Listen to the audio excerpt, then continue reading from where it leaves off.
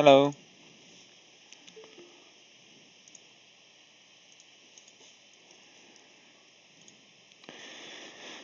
Hello everyone. I think we can start today's session. Yeah, okay, maybe let's wait for 1 or 2 minutes until everyone joins. And let me share my screen as well.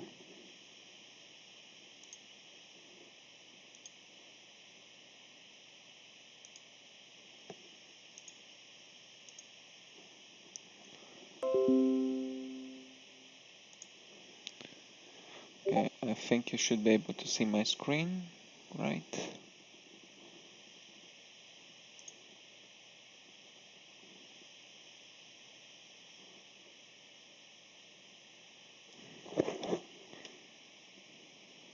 And yeah, you should be able to hear me as well.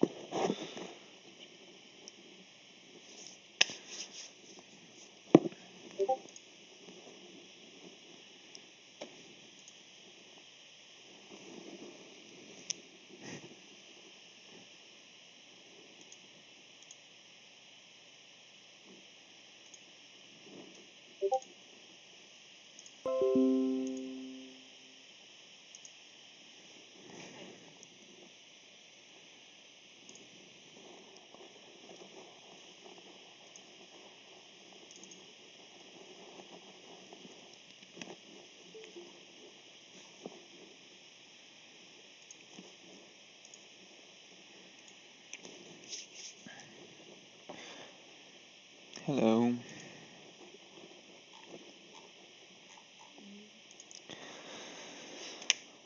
Okay, I think we can start. Yeah, welcome everyone. As you remember, for today, you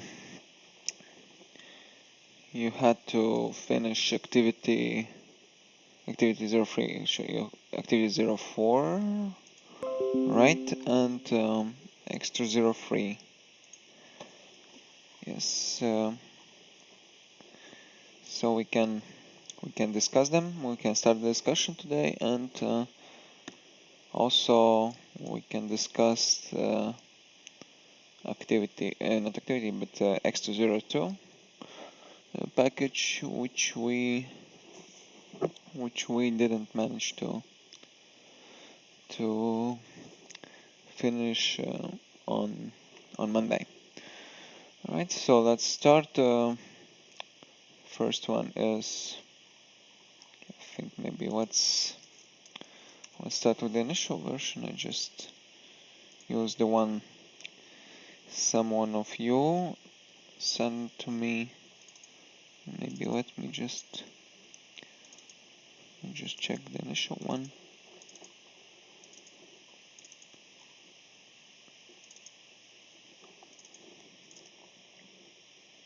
Yeah, this one should be initial one. I guess so. Yes. This is the class array with methods, and the task was to first of all to implement the method that compares values of past array with past comparator, and in the end we need to return the list with values that are smaller than comparator. Right?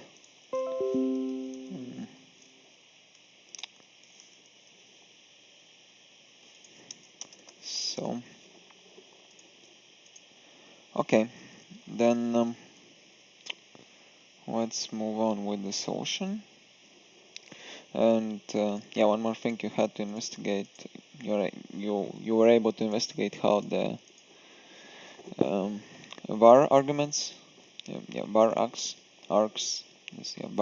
var arguments work. Yeah, this is kind of idea, and same as the with. It's yeah, kind of array. So then yes, first of all we need to go through all the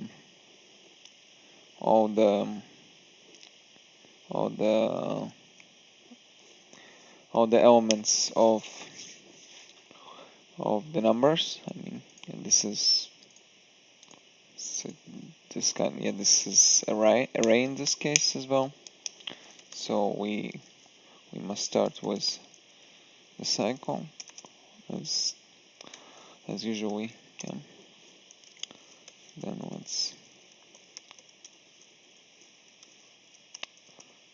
I guess this acts like the array. You can see that it is displayed as integer with the brackets, so it's the array. Then we can call the method. In our case, we need so since we want to go through all of them, we use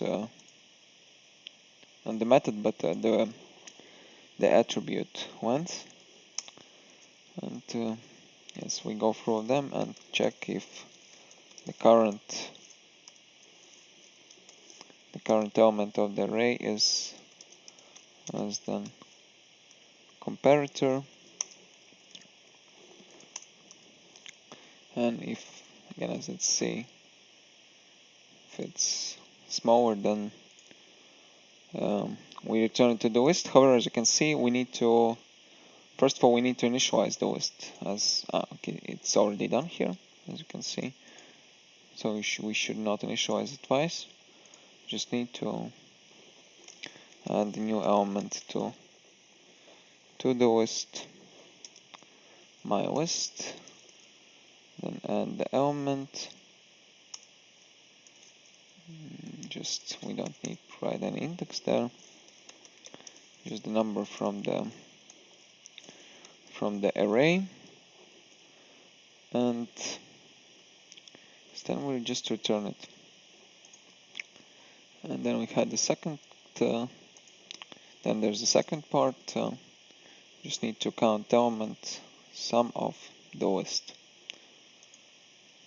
In theory, we can just create a new method if we want. Private, not void, but since we're returning the sum, so it will be integer.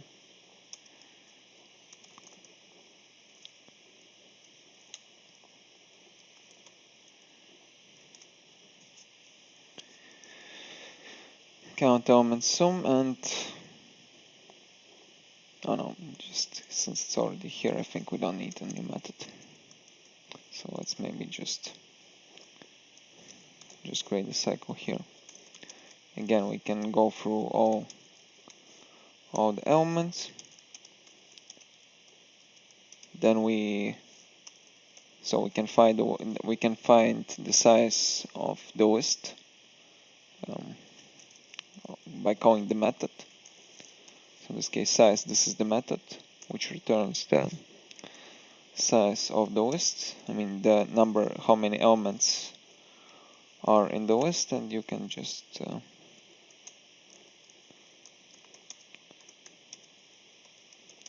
sum all the elements, my list,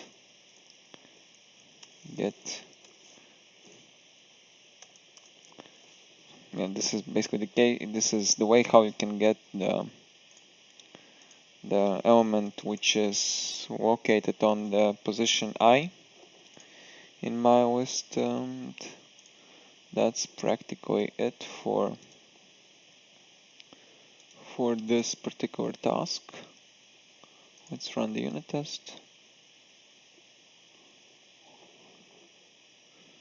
And we can see that everything is correct. And just one small thing. Yeah. Yeah, this is the way. Just maybe one more thing. Let me check.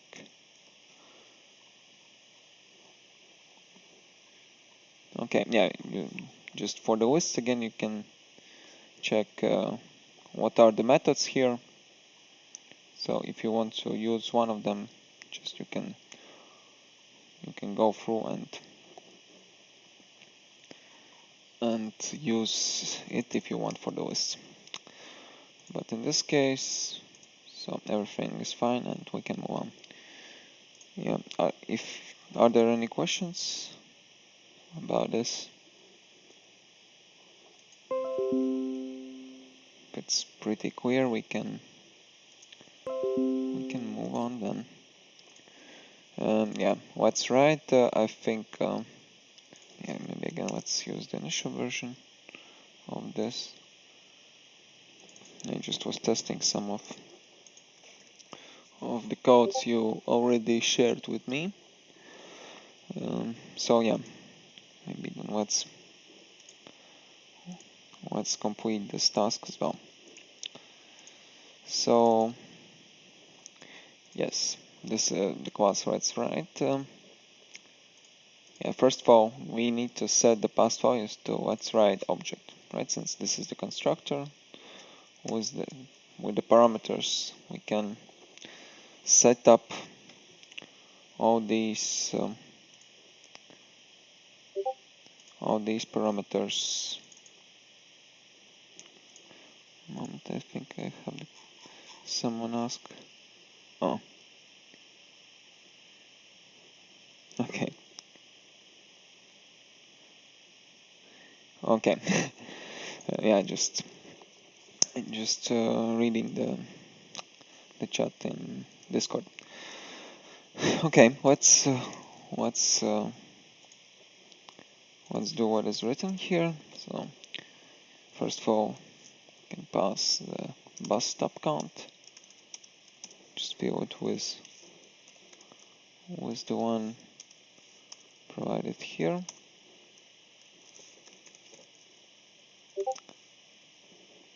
And again, yeah, seats count. It's that's maybe a simple one. And maybe this one, the passengers at start is a bit confusing. But yeah, you can see since yeah, that's maybe the way you had to think maybe more in a more advanced way. To fill the passengers at start, it's basically the passengers and stop. Since this is the start, the start stop, the first stop. So when we initialize it, we just pass. Oh no, sorry, not this. Excuse me. Yeah, this one. My fault. Yeah, since we're passengers and stop. And yeah, some of you who shared the code with me, there was a confusion when you use keyword this and when you don't use it. Again, in this case, if it's this, then you point to the parameters of the class, the global attributes of the class, and if you don't use it and the name is the same, then these are the parameters passed to the constructor or in the method in other case. Right, so yeah, at first there are the passengers which are passed like they are in the stop. Right, okay, let's move on. And the second one is we need to calculate how many passengers will be in the bus at the end of the route. So overall passenger count is incremented by bus stop number. And yeah, an example, if in bus stop 1 passenger count will be increased by 1, then in bus stop 2 it will be increased by 2, and so on and so on. Right? I think it's pretty straightforward. So, and again, we need to create a cycle. So let's start with 1, then until, or yeah, in our case we can start with 1 because we actually have the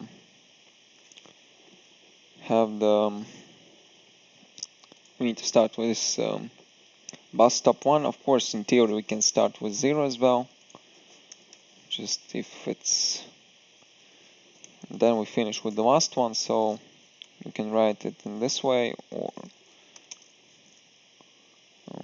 yeah, bus stop count, or you can write it again I plus plus, and you can write it again this way, right? So if you add by 1, the same approach. Yeah, of course we don't need to start from 0, because in this case we just add 0 to, yeah, so it equals, you just need to add, of course if we start with 0, it is not changing, it's not changing, then you can just start from 1, so it's maybe more clear. Right, then as it is written here, we must sum all these bus stop numbers. Then as it's said here, overall passenger count can't exceed seat count. So we need to check it, then if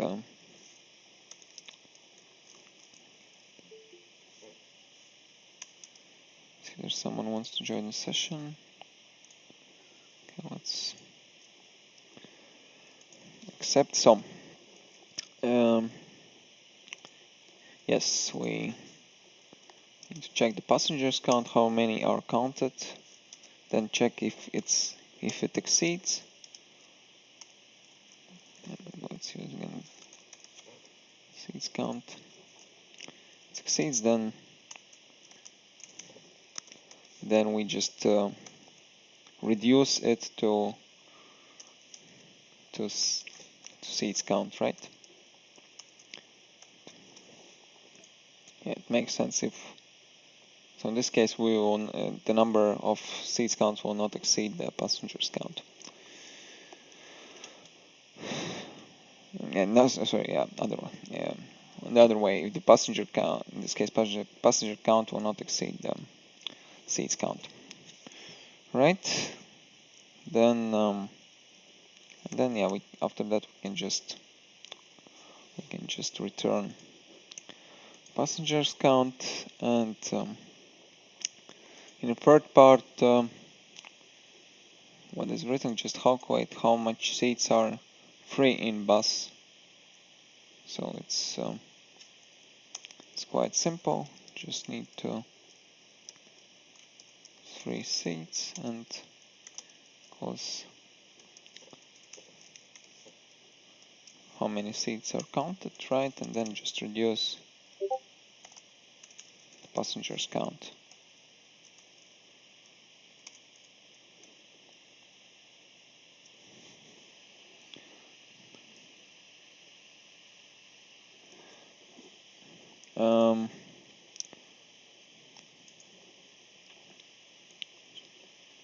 Yeah, that's a question from Zana. Can we simply add the isFull method to check if the bus is full? But the method is here actually. And no, I don't really understand what do you mean here, Zana. This is just the method which checks. Yeah, that's so. For this one, it's clear. For the next one, we just you need to check if the bus is full or not. And here we just check if passengers count equals, it cannot exceed, right? Because that's the case. We restrict it here, so we cannot exceed the maximum number of seats. I mean, not maximum, but the number of seats in the bus. So here we just check if passenger count is the same as the seats count, then we need to just add status equals true, right? In this case, we can see that the bus is full, and we return the status that it is full. Yes, right? Then this is just the getter, and there are no more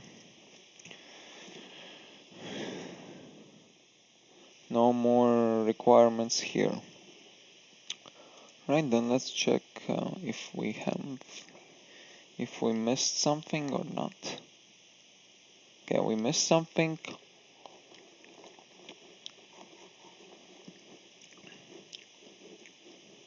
We have passengers and then expected 18, but was 0. Okay, let's maybe go through here. So yeah, this is fine here. And at the end of the route, we have from 1. Then yes, bus stop count. Then we add 1. Oh yeah, my fault. I forgot to assign. Yeah, just one small thing I forgot to. So yeah, after the cycle is done, just need to pass the corresponding value to passengers count. And let's check it now.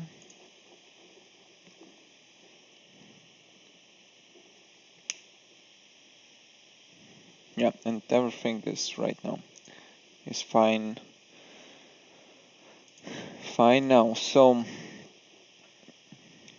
maybe yes, maybe it makes more sense if we just do it this way, and then we add this way. So I think it should be fine as well now. I think this is even more correct way to do.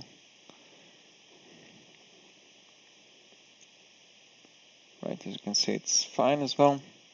Yes, basically, maybe I see that most of you had questions with this about this one, so maybe let's go through a little bit again. Yeah, the constructor, I think it's clear. Again, at start we have number of passengers who are in stop during the construction of this ride, so that's the first one. Then we need to calculate the number of passengers at the end of the route. So we just first we start with the starting parameter. I mean, in our case, it's how many passengers are at the start of the route. Then we pass it to total counter. Then we count them all. Right. Then we check if it does not exceed the number of seats.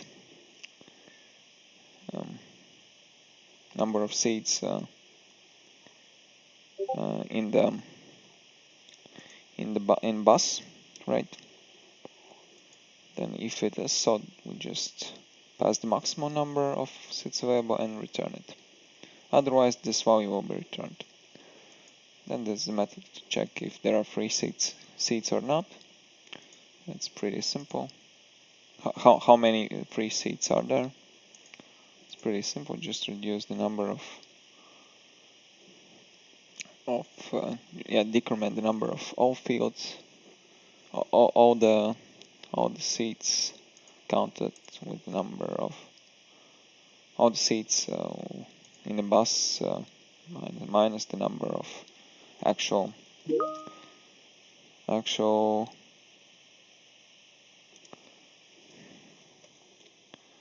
number. Right. Okay. Then we just check if the bus is full or not. If full, then it's return true. And that was pretty it. For these tasks, are there any questions about this or not?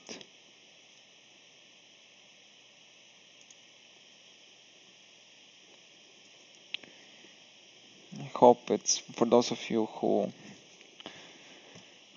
couldn't finish this task. I hope it's clear now. Oh yeah, one more question from Marta. Why this bus stop count +1? You mean this one, right? Because because there's the sign which is less than, the I should be less than, and so it's the same if we write this way. So I think maybe this is more clear for you. So yeah, maybe it's just again painted, or it's clear. Oh yeah, it's clear for you. I guess we don't need to paint in this case. Okay. Right. Any other questions about this?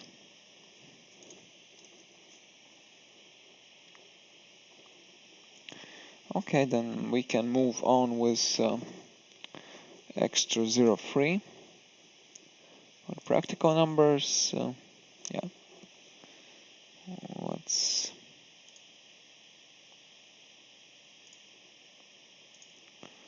Let's move on with this one. So yeah, first of all we had to read an article about practical numbers. Yeah, maybe let's just open it. So just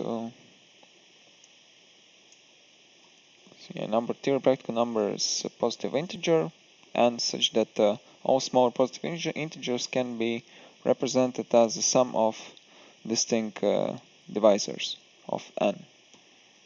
And for example, this 12 is a practical number because all the numbers from 1 to 11 can be expressed as sums of its divisors 1, 2, 3, 4, and 6.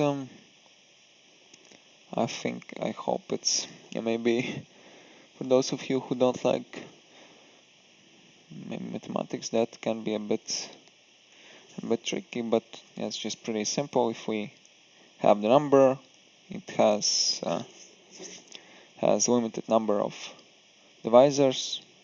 Like basically these are the numbers which can product the number n. Right? I hope it's clear.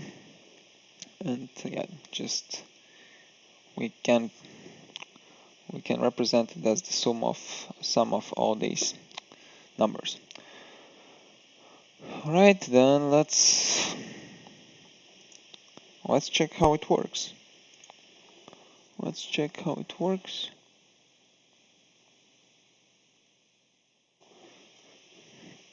So yeah, first of all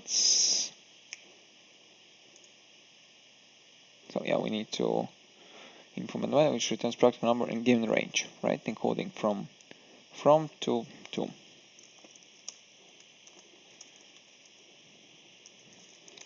Right, then let's move on. First of all, we need to declare the array. Okay, for those of you who want to use the lists, it's available as well as an option. So here we need to. So we have 2 minus from elements. We'll have 2 minus from elements in this array. So we just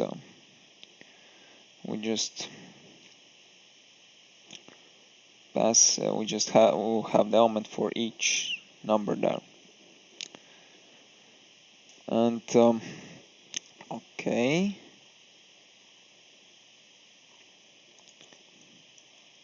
Then let's define the index. So start it with 0. And let's go through all of them. So again, we can use it this way. We can write this way: 2 plus 1, I plus plus,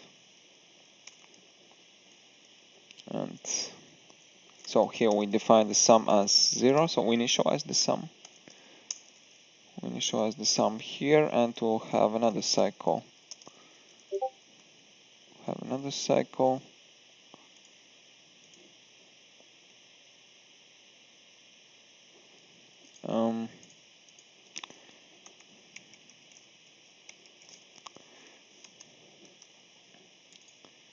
Yes, that's the same. But okay, yeah. So in this case, that's same.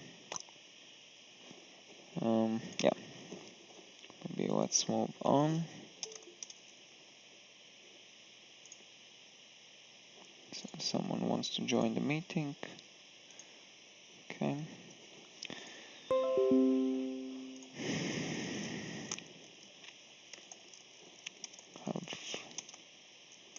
J. In this case, we need the sum should be up to I. In this case, let's use I divided by 2. So we only need half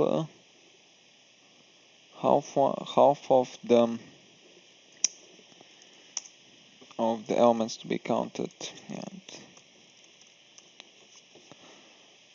because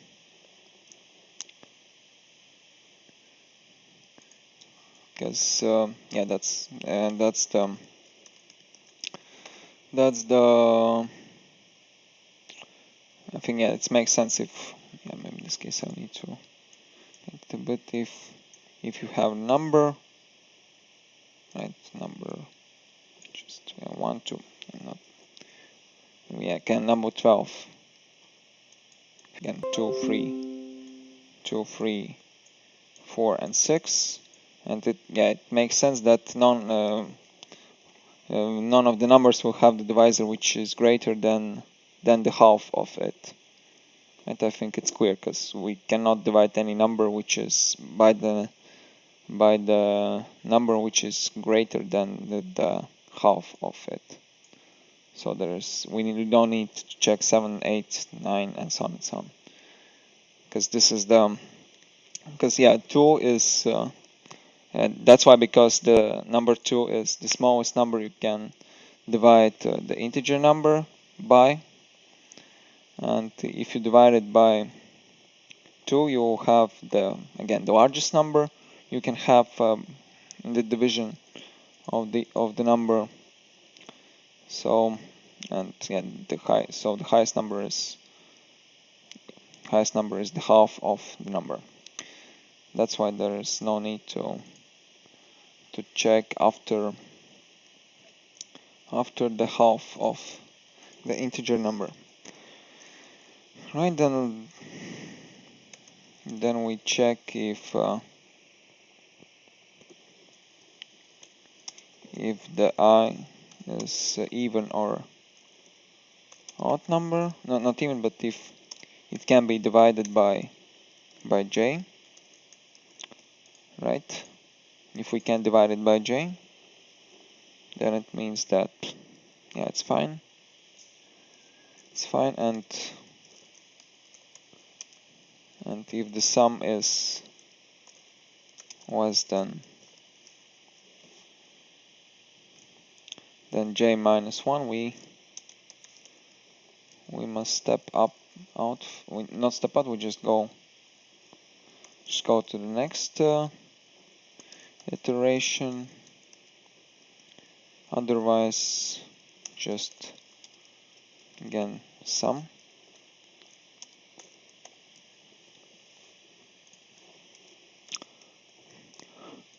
Right, and here is the end of this cycle. Then we just check if the sum is greater or equal than I minus 1, which is the same if we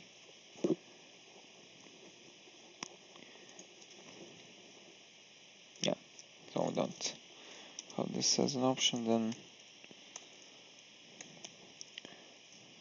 Then we increment index by 1 and add the number I to this array. And now we have finished this cycle. And then we need to count how many of them are not zeros.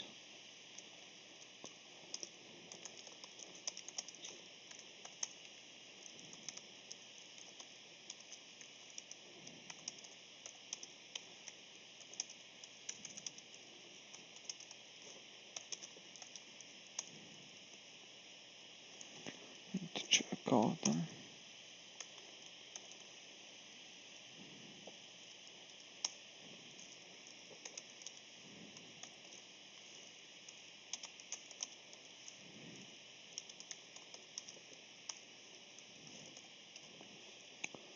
So we add the counter, we increment the counter. Then we just print out the answer.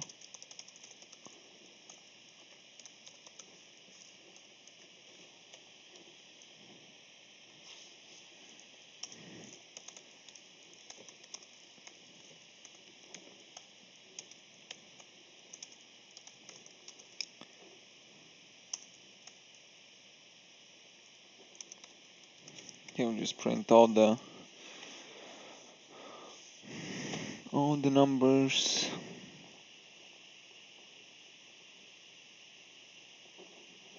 All the numbers of the array, but I'm not sure if we do really need it in this case.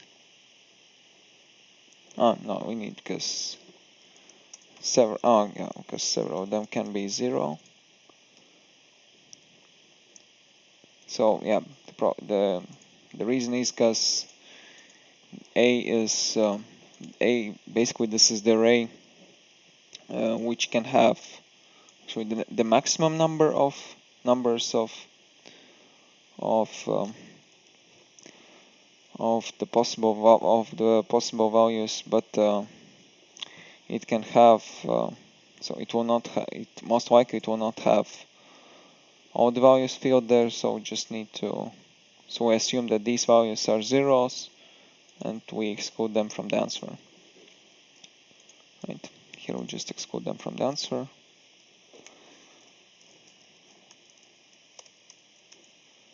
So yeah, here we just add pass them to the answer, and yeah, the answer should be the string. So we use the arrays class and we convert the array to string. Answer I.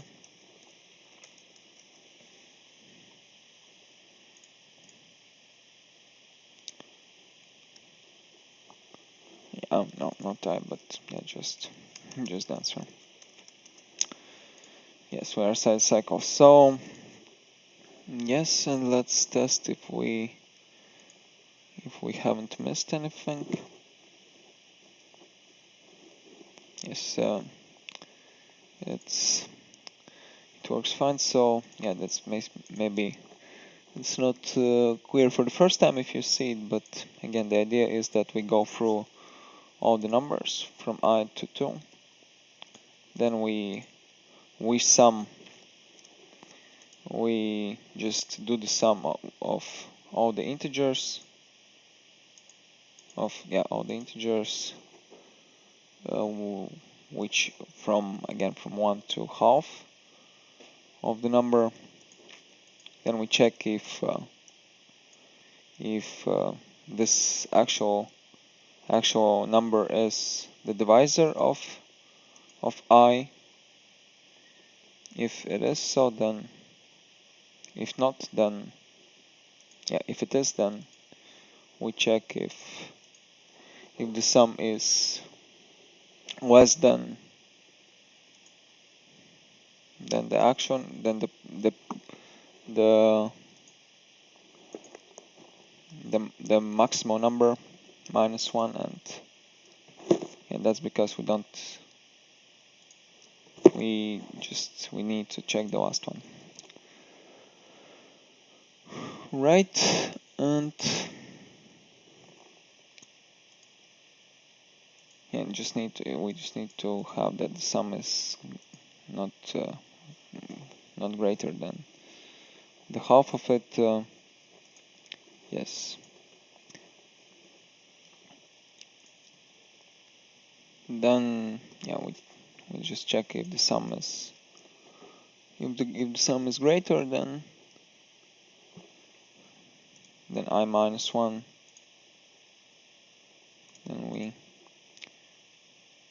Then we add it. Add it to the answer, to the array of answer. So yes, and after that, again, we just exclude all the values we don't need to include in the answer. Here, just we count how many of them should need to be included. Then we create again a new array for the answer, and pass all the values to the answer and return it to the output.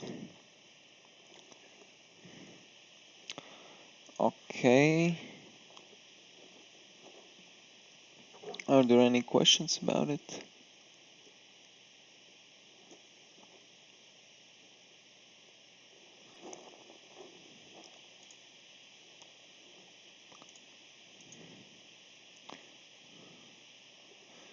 Okay, then yeah, the extra 04.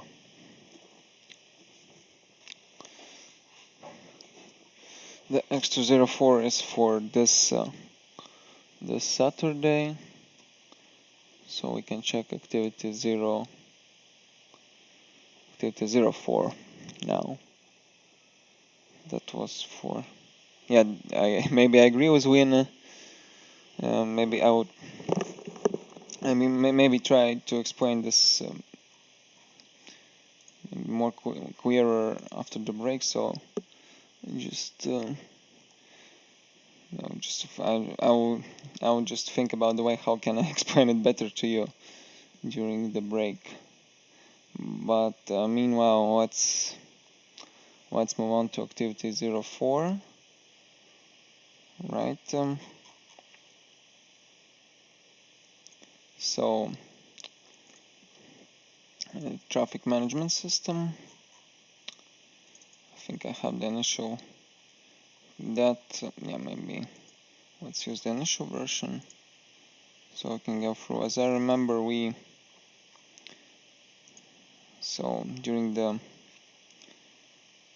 just implement in the class, we implemented the class route, or not. I don't really remember. I think we started with, okay, maybe let's just go through the code from start to the end, so maybe we can just understand the full logic here. But maybe, so yeah, since it's only 5 minutes, maybe let's have the break, and maybe let's continue with it after the break. So let's have 10 minutes break now.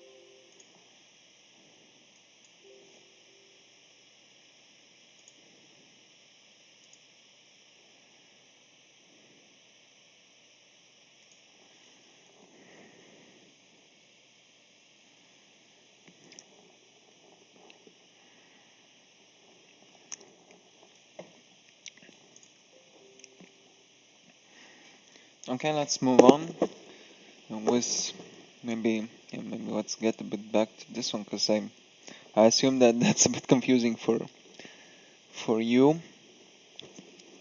So maybe let's just have some at least one example of how the logic works. So let's imagine we have okay, let's debug maybe the code. Let's put the breakpoint. Just one moment.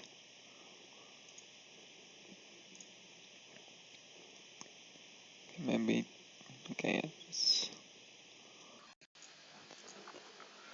maybe put the breakpoint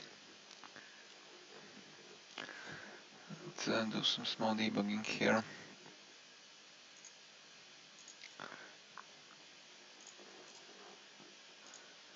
Sorry, just have some toggle breakpoint here.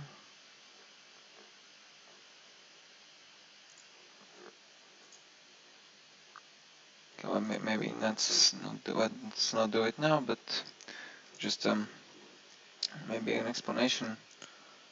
Let's imagine that we have just that number 12 is a practical number. So let's imagine we just have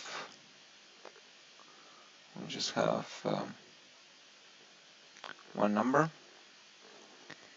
here, so number 12. So we skip this one. We just have this cycle. So we have a sum from 0. Then we go from 1 to 6. Then for the first iteration we check if number 1 is the divisor of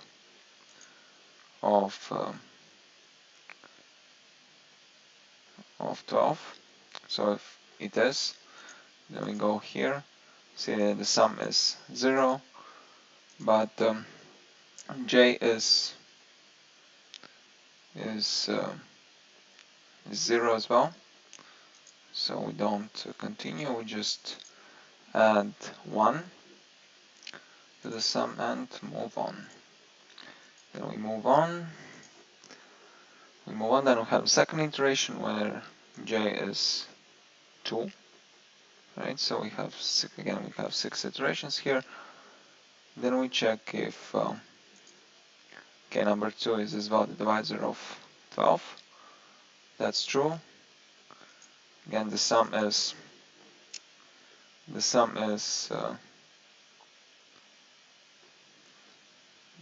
not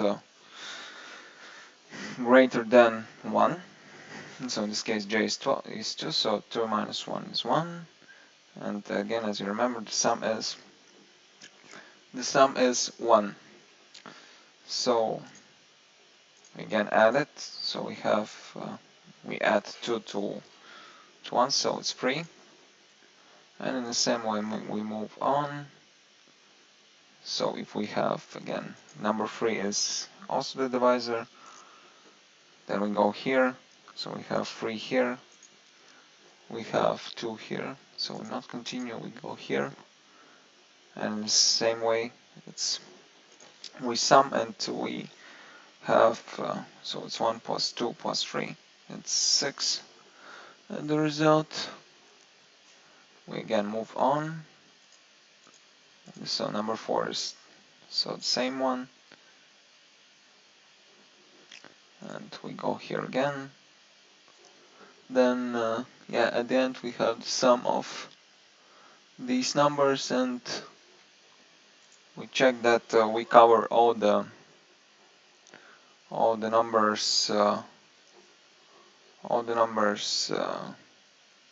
from 1 to, so in this case from 1 to 12.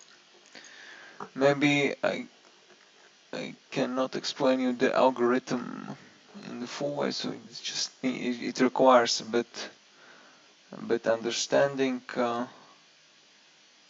If you go deeper if you explore it a bit deeper, then maybe it would be easier for you to understand. But yeah, I think it can be it can be a bit complicated to explain this, and we go deeper in mathematics. In math, I'm not really sure if we really need it to do now. But for those of you who want to have the explanation of this deeper out, maybe if you ask me, I will explain it maybe individually, or we'll have some different time and different session to maybe go deeper with this one. And just inform me if you're interested. We can have a discussion about it. But at the moment, let's move on. So yeah, this is the question line 18. Yeah, continue. I think that's the statement. Yeah, it's just I think we covered the statement. Continue. If not, then it just means that we go to the next iteration of the cycle. So if we are on the first iteration, then we go to the second and we skip this one. So it just basically means the same if, like in this case, if not, then let's just, yeah, that will be even more shorter way. Sorry, just messed up something. Let's again do the testing. It should be the same.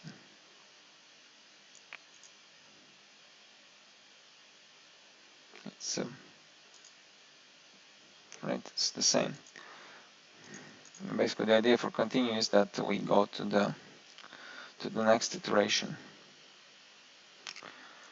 But yeah, in this case, we can just proceed with the false statement. So it's even more.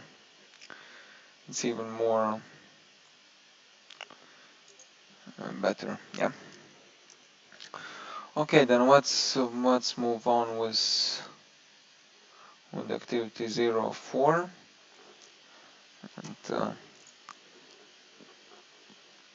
let's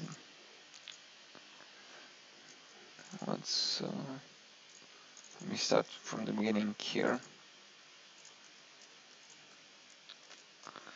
So the first one is the route. We need to implement the class of the route, the behavior of the route. So first of all, we need to create the constructor.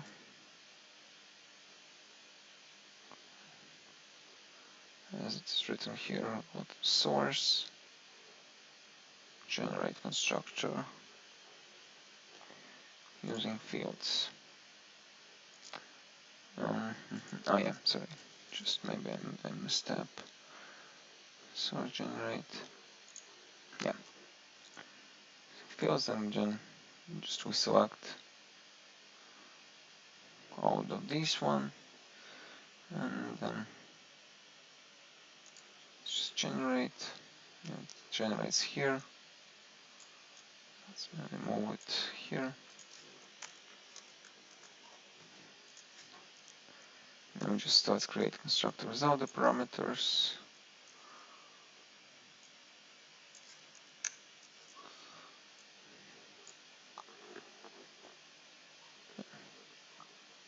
Oh yeah, we don't need to call it superclass because we don't really have superclass here. And we need to set the empty values to all the properties, right?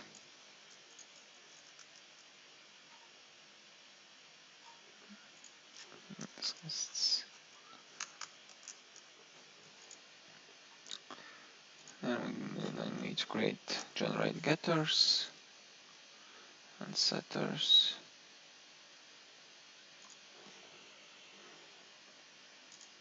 Let's do it for all of them.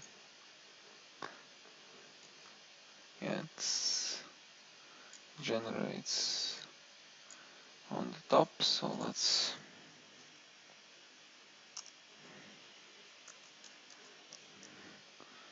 from to and distance, right? We have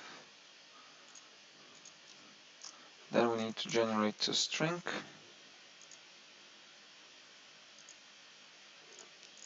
Generate a string from here.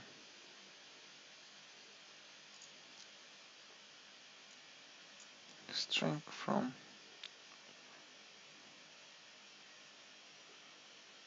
maybe let's just generate it and implement it the way we want to do.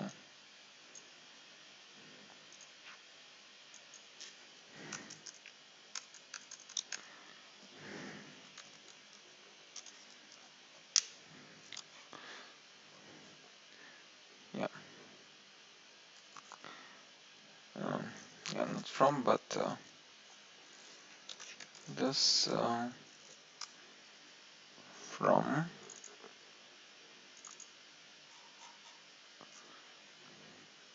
right pause. Then we add dash. I think that's not the same dash. Yeah. Pause 2. Pause comma pause distance. And we have the kilometers. Right, and yeah, this is pretty it for this one. Then let's move to the transport one. Or to okay, maybe let's move to transport. No, let's just go to, yeah, since we used route and transports in the traffic management system, then let's just first of all implement the methods for this. So okay, I think it's done, so let's maybe use the initial version for this.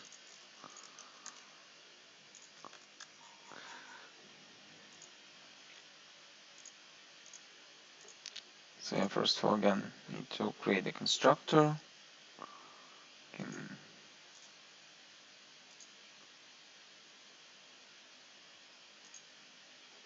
Sets ID, consumption, and tank size for newly created objects. And yeah, it goes to the top. Let's move it down. Sorry, just moved too much.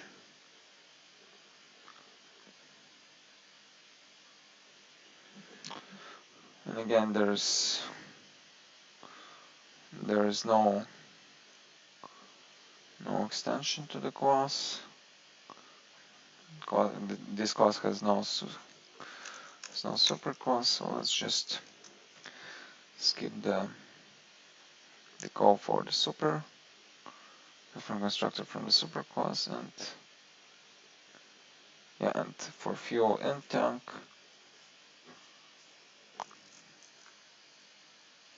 yeah, make fuel tank full. So let's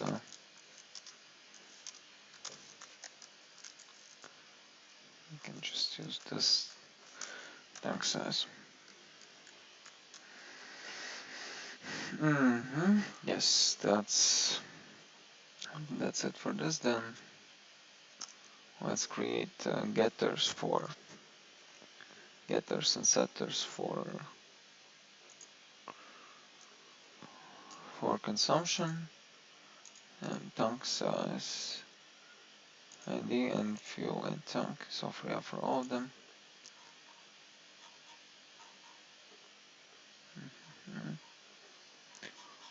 Yeah, and we have, okay, maybe let's keep them there as so we will not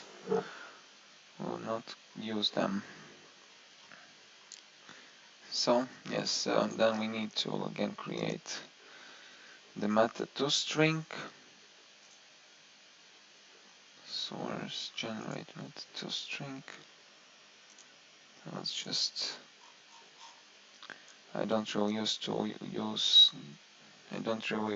like to use all these wizards there, but since it's required here, then let's just do as it is asked, and let's generate a string. So here we need to write the ID,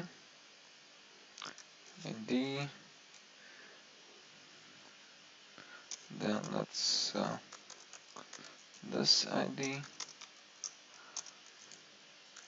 and consumption, then this consumption plus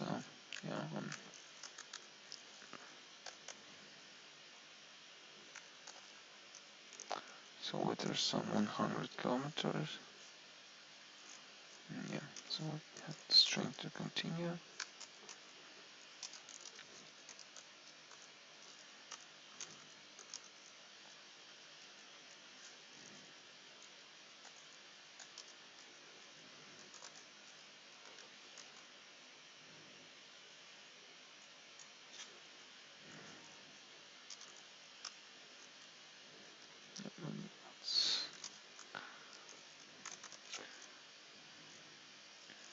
We need to format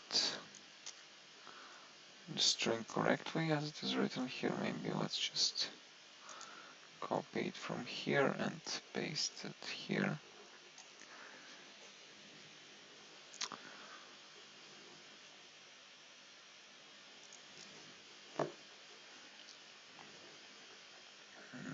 Yeah.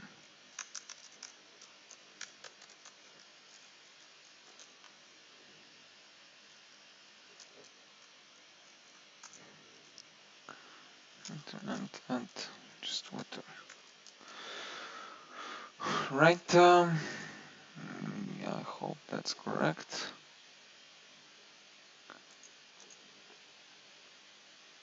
Then we need to return transport ID.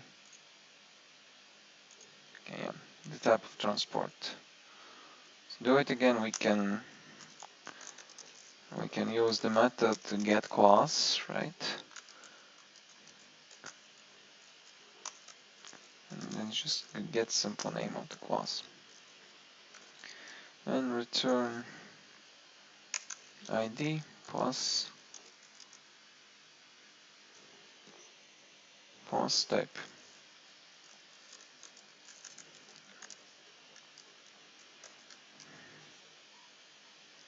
And then the method move, where we just, so we need to check if transport has enough fuel. Let's calculate how many fuel do we need. Necessary fuel, and so we have the object passed to the method, so this object is road.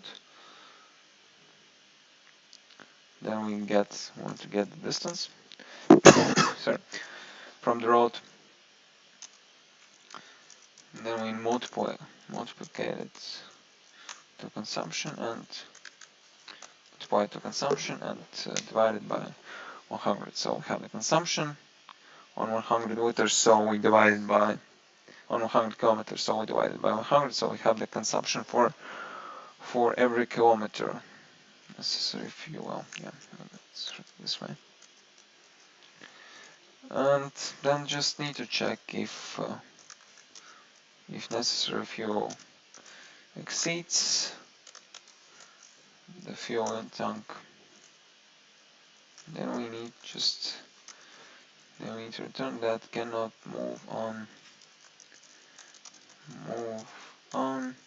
Then we can use the route, since it will return the string which is defined which is defined in the class route. So here it will return this one, and yeah, that's the syntax. If we pass the object to the to the string, I mean if we return it as the string, then it will just it will return the method getString from the class route, we just define there. And then we and again necessary fuel. Let's just write it. Necessary fuel.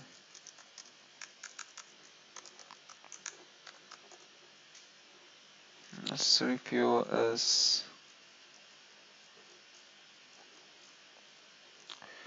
we need to use string formatting here. Let's use this one. And yeah, just let's copy paste this one and pause this, and I think that's pretty it here. Otherwise just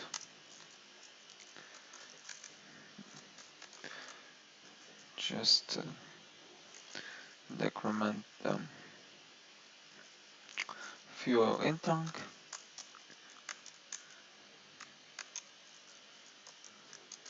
Necessary fuel, and yes, then yeah, we need, in this case we return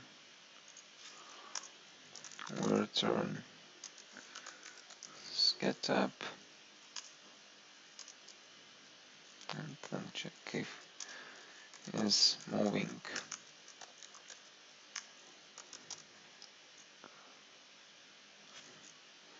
It's moving on. Then again we'll return the route, so it returns the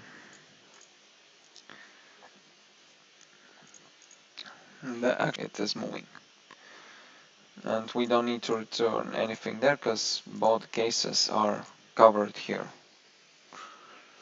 Right, then we can just skip it. And this is it for class transport. And for the class traffic management system, again let's use the initial version here.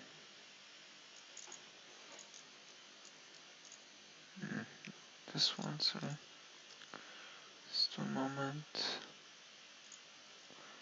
This one.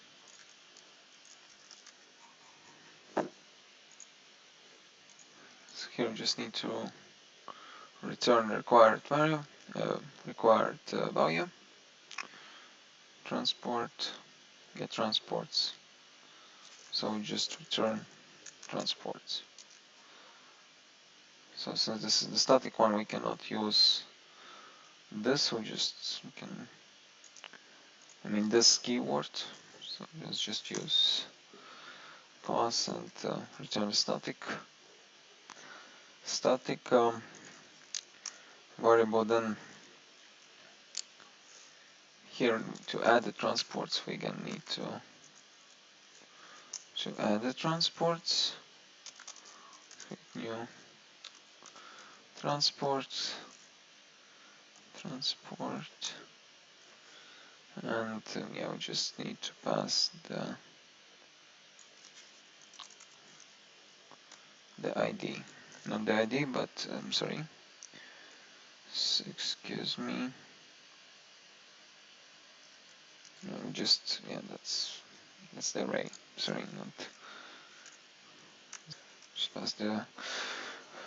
We create a new array of transports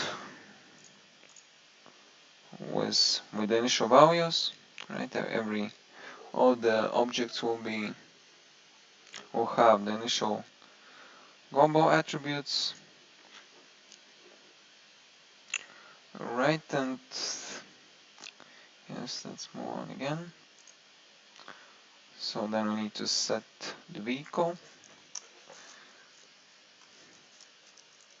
Set vehicle, so it's on the position I.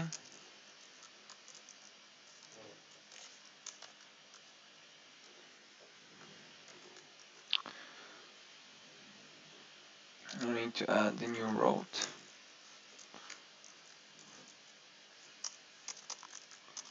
Can we initialize? They need to set, and the last one, yeah, is to set road, same way. Position I, we set the road. And this is pretty it. I think we haven't missed anything. Yeah, we missed. Yeah, I think I missed some. I missed some spaces. I missed some spaces.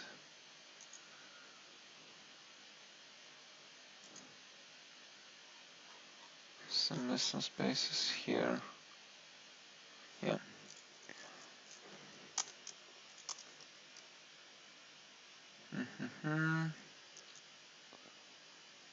Yeah, just.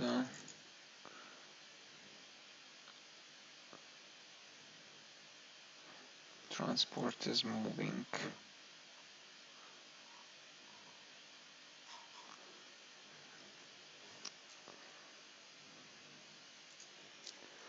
Okay, let's.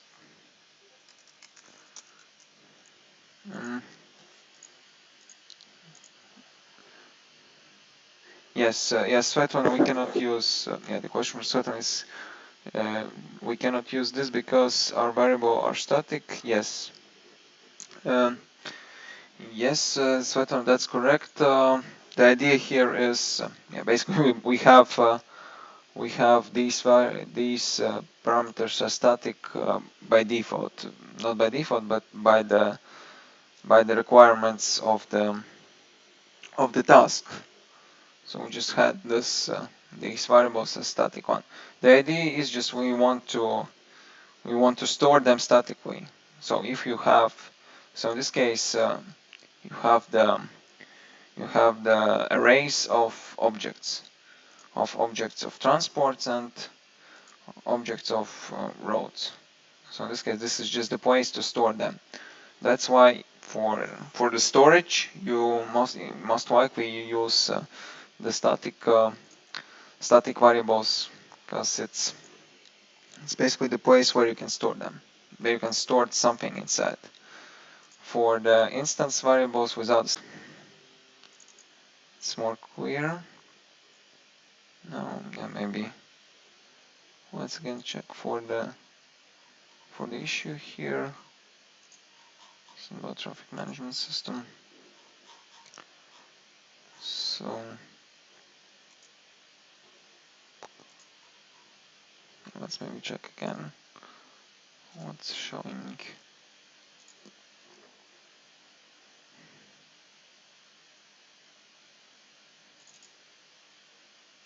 Yeah,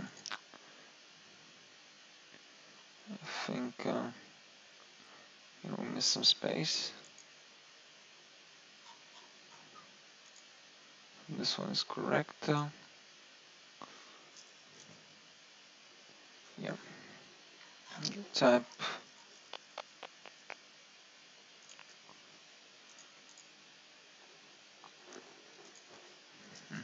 Maybe. Oh yeah, I think this one here. So yeah, that was maybe based on the questions you wrote to me. This was the trickiest part when you have some problems with the with the with the with the with the strings, and yeah, I think I have written too much too much here. Or okay. Oh yeah, I think I missed one part here as well. I missed one part here. not necessary fuel is also mentioned. And so necessary fuel, about actual fuel, yeah, missed. So this is necessary fuel. Then it's this way. So we have necessary fuel, then we add necessary fuel. Again, we maybe need to have the right output, then necessary fuel. Then let's filters here, and yeah, and here fuel and tank, and tank, and yeah, this was a bit tricky to have the right string output and to not miss anything. Right, this was it for activity 04. Maybe it's also a bit tricky one, but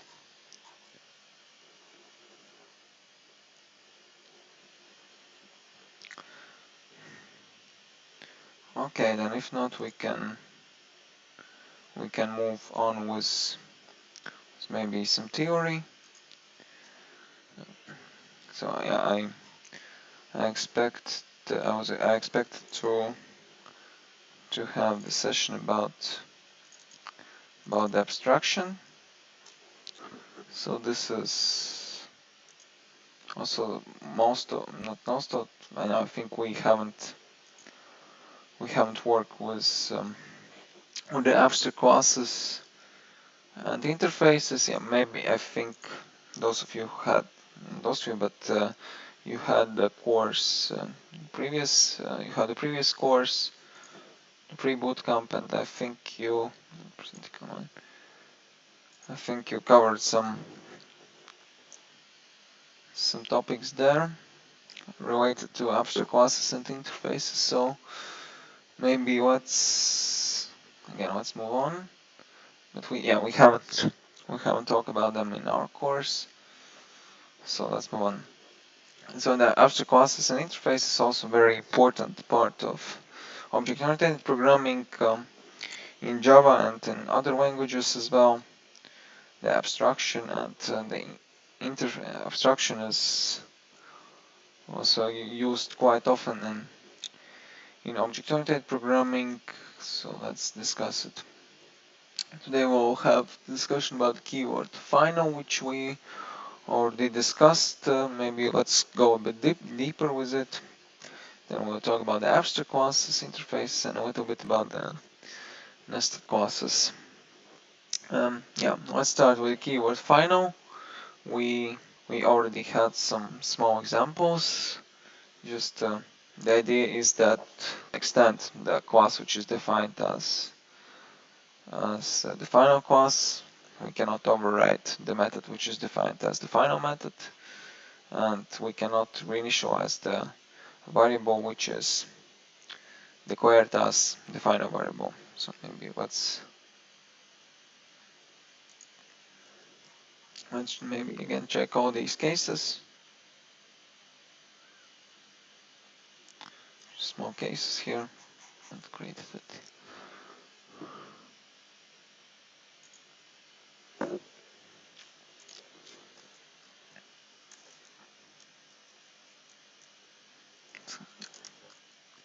We'll just call it abstraction.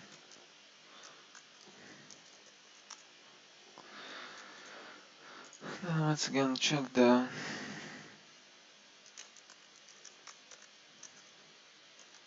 final tests, for example.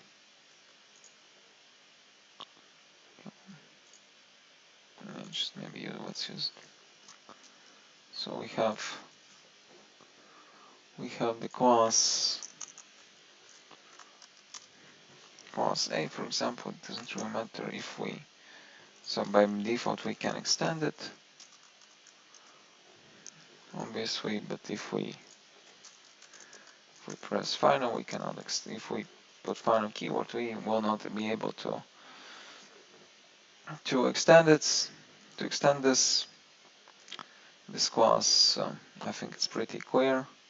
Why do we need it usually? Because also, yeah, every time we create the classes, we think about the hierarchy of the classes, and in case we are pretty sure that we have the hierarchy with the end point, with down end point, like in this case it's A, and we are sure that this class will not be extended. It's basically, if it's not considered, if it's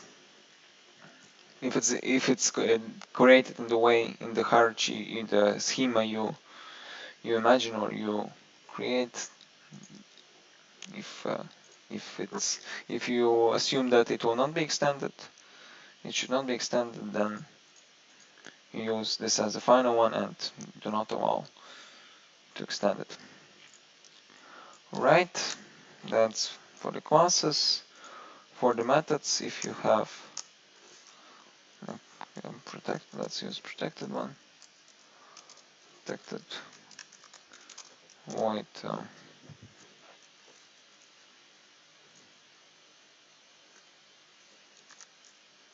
the void, it's instrument for us, so we have the void. We can call it from, we just not call, but by default we can override it here.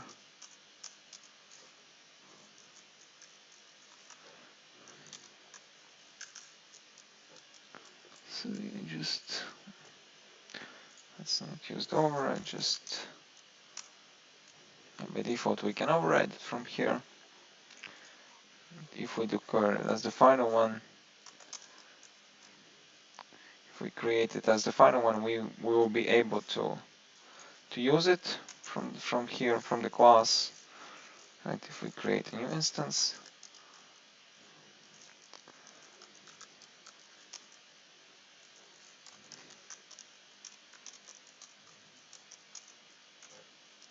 then we will be able to use this class, but we will not be able to override it here. But it will still be visible for this class.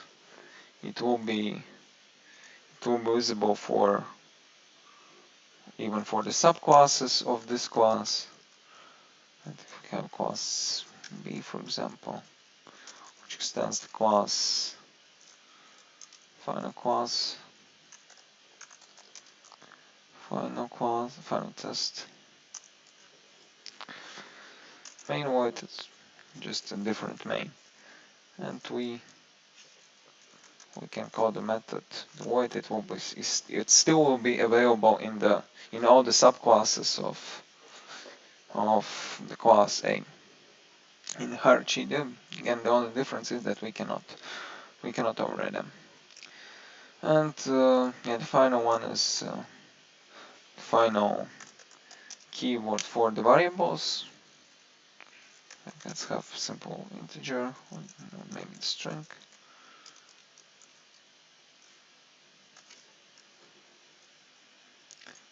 And we cannot initialize it here. We cannot leave it not initialized, so we need to initialize it, and we cannot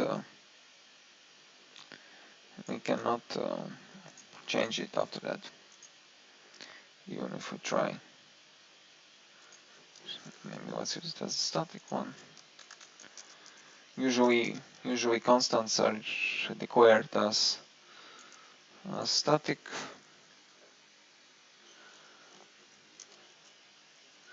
Again, as you can see, we cannot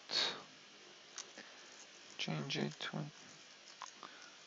Again, it's declared as the final one and cannot be cannot be changed.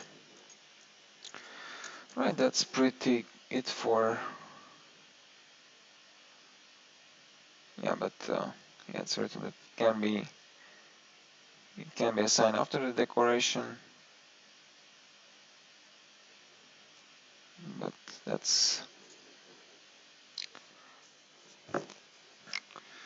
it's maybe not for the global variables. Then value of final instance variable should be assigned in each constructor. Right, if we have, okay, let's see, by default it's fall. That's the error. Maybe let's create the constructor of this class. And yeah, as you can see, the error disappears. It means that it is possible to leave this as not initialized, but you must consider that you need to initialize it. You need to initialize it, and if you actually don't do it, it shows you that the constructor is not completed. You need to initialize the variable which is defined as final. So basically, there are two ways. If you do it after the declaration, or you do it in the constructor,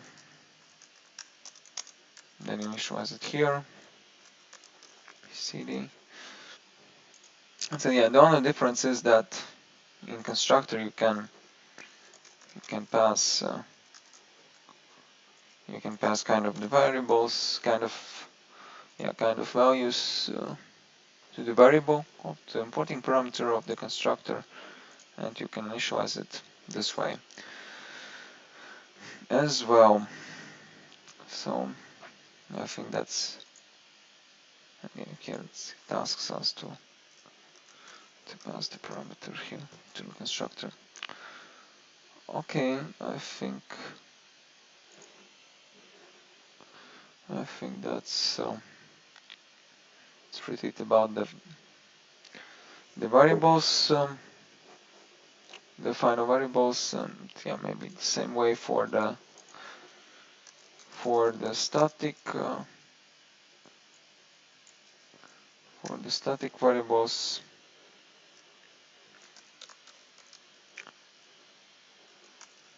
You need to have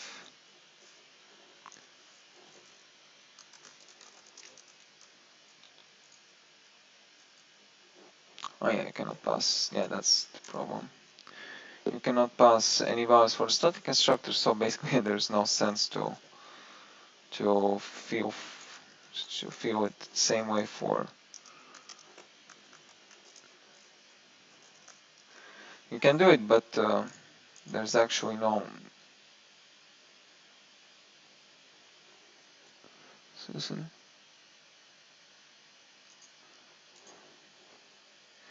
Yeah, basically there's no sense to do it, and there's even an error that.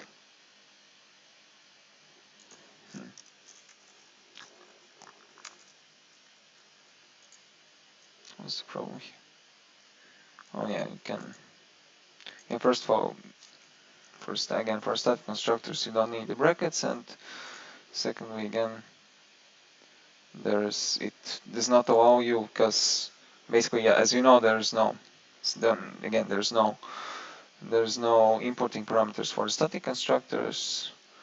That's why you can just hardcode kind of the values for the constant, which is the final for the final variable, which is the global variable of the class. So basically, there's no sense for the static variables final static variables to not be initialized here. So that's why you always need to initialize the static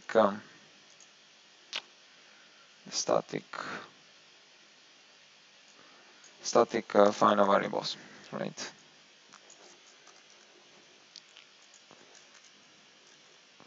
And yeah, again, maybe let's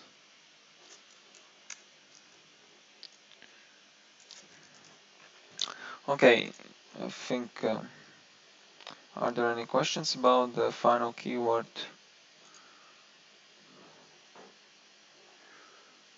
And yeah, again, if you create different constructors, if the constructor is overridden, then you need to initialize these final variables in all the constructors. Right. Okay, and local initialized final value should be initialized before it is used, which yeah, obviously makes sense. Yeah, just a simple example: if you have kind of, for example, maximal speed or kind of maximal minimal salary or something like that, you'll need to, you'll most likely you'll need to use the constants.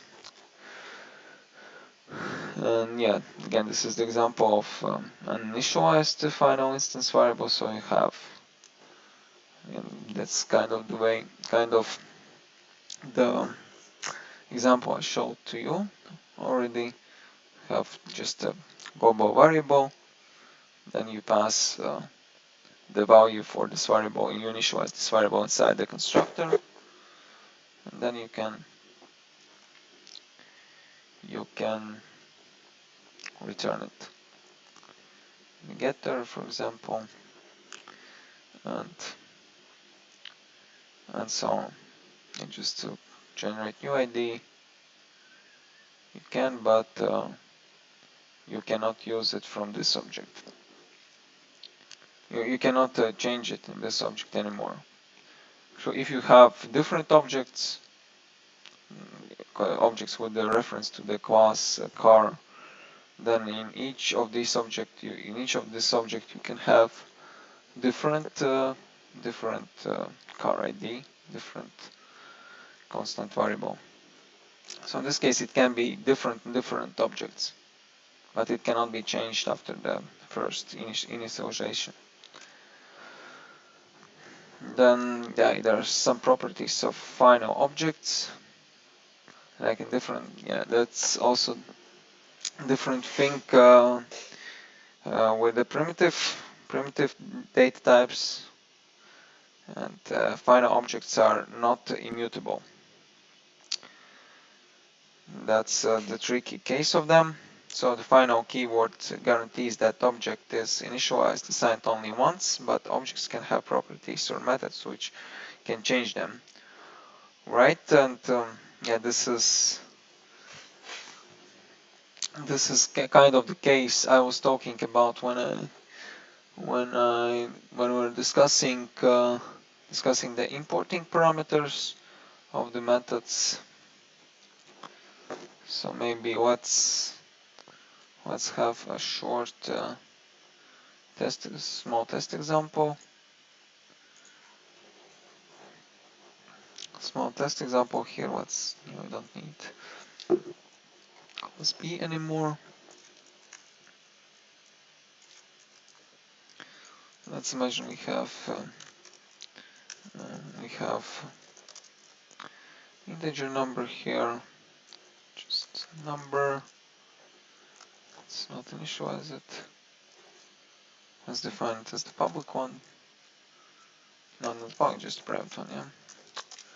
Private, then yeah, we don't need this anymore. Then let's have the method which changes the value of number, public void, set number, plus the integer number.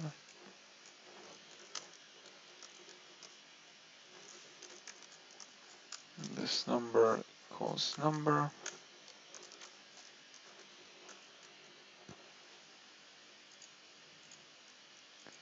And then let's have the constructor of this class.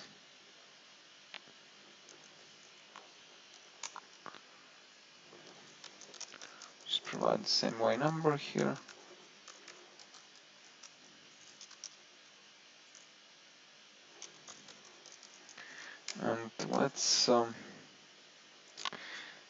let's create the getter method as well. Public integer get number.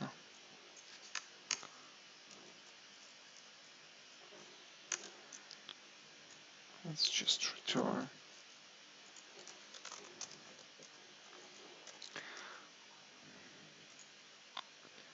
Okay, we don't need to extend this. So yes, let's create the instance. So let's do it locally. Final instance equals new. Then we kind of provide a 5 here, right? We provide number 5. Again, let's print it out so we can check if everything is fine here.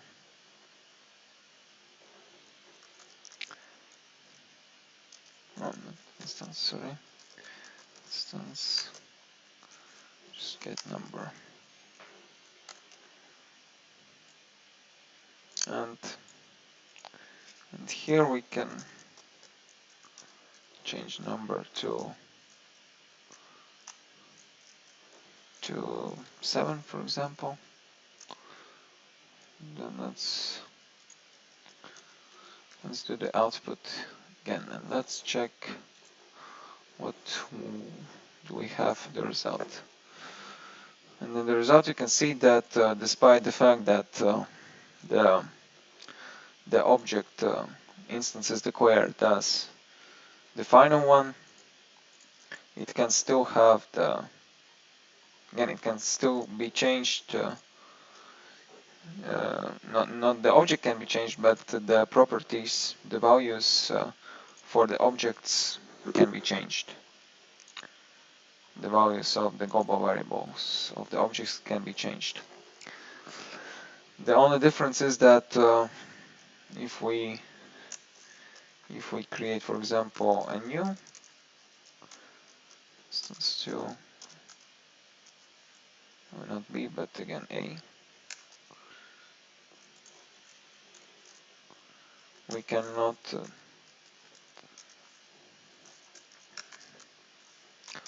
change the reference of the instance 1 because again it's declared as the final. So the idea is that object will remain um,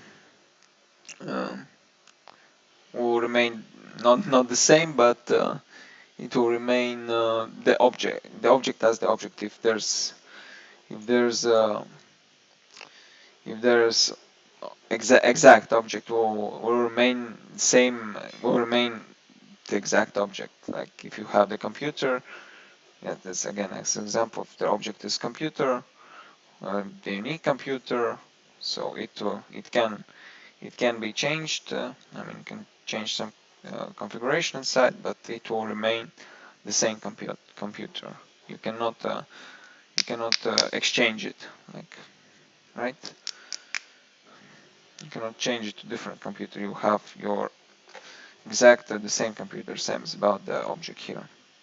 The object will be the same, but with different. It can have different configuration. Configuration can be changed even after it's declared as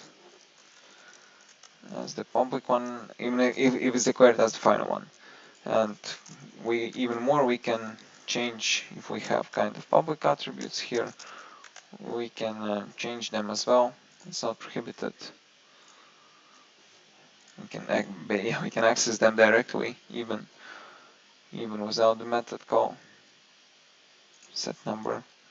Also, it also can be possible to do it. Alright, I think we can have 10 minutes break now, and let's have the final part of today's session after that.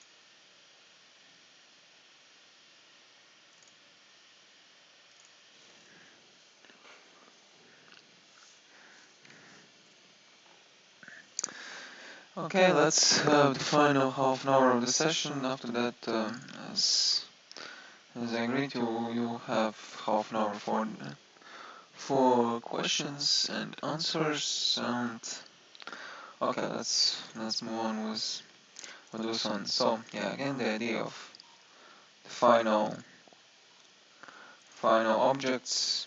Let's call them this way. Is just absolutely the same as the idea for the arguments passed to the methods. Right? Again, if we have an argument which is passed to the method, if it's primitive data type, it will not be changed after the method is called.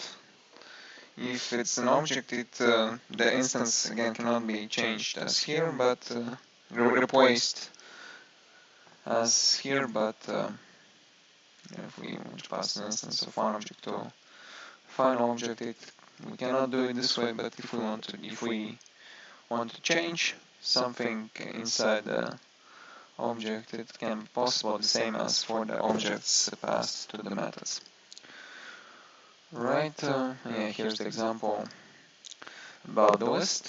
So about the lists, a string is considered as the object, and yeah, for the lists as well, these are the objects. You can you can add more parameters to the lists. Yeah, in this case to the exact list modifiable, but you cannot replace one list with another list. It is prohibited. And yes, and for unmodifiable, so you can use collections, and yeah, this is just this case is just the parameter, not the parameter, but the property of the lists. If you have the collection, if you have the class if you have the class collections as the generic class, then you want to return a modifiable list. You can do it by calling the method unmodifiable list, and after that you will not be able to modify the list. In this case, it's called unmodifiable. It's not related to the keyword final. It's just the property of the class of the list. Right. Okay, let's move on with the abstraction. This is what's in general what is the abstraction. It's a process of hiding the implementation details and showing only functionality to the user. Basically not only to the user but to the developer as well. If developer is working with the code which uses the abstraction, and yes, it lets you focus on what the object does instead of how it does it. Again, if the idea is that you just want to use the class, to use the objects with the reference to this class, and yes, in most cases, like if you have lots of generic code, you don't really care what's inside. Like for the string, for example, for the class integer or string, you have the methods which return you the length of the string, for example, or the number of digits in integer, for example, and all these methods. You usually don't really care what's the implementation for these methods, and you are not really quite interested about it. That's absolutely fine, because yeah, if you have something to reuse, you just reuse it and don't really think about what's inside. And this is also kind of abstraction. If you don't care about something, it's kind of abstraction. And in general, the idea is that you don't really see it.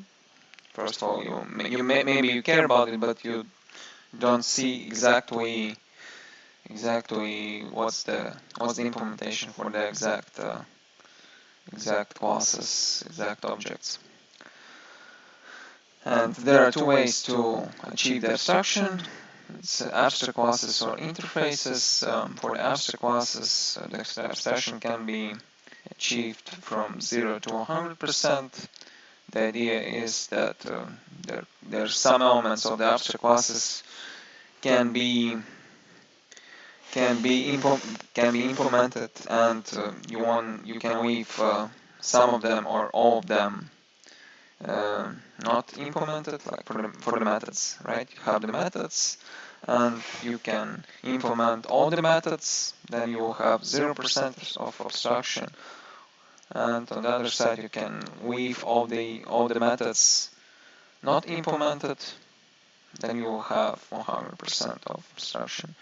And for the interfaces, since by default in Java all the interfaces are have the methods without the implementation, then it means that you will have, it's 100% of abstraction, since nothing is implemented in the methods of the interfaces. Then let's start with abstract classes again. It's the class which is declared as abstract, right? It's known as an abstract class. It can abstract and non-abstract methods. So maybe just a simple one. Have just an abstract class, for example. Just have the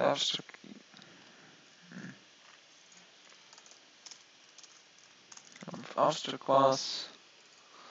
Then you can have the method here, like public protected or whatever it is. No, actually, yeah, public protected or public or protected. And that you can leave it this way.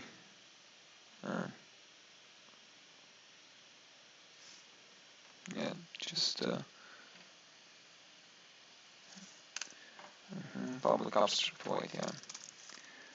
Abstract void, and you don't need to implement this method, this void. So in this case it is considered as the abstract void. The same one can be implemented for protected,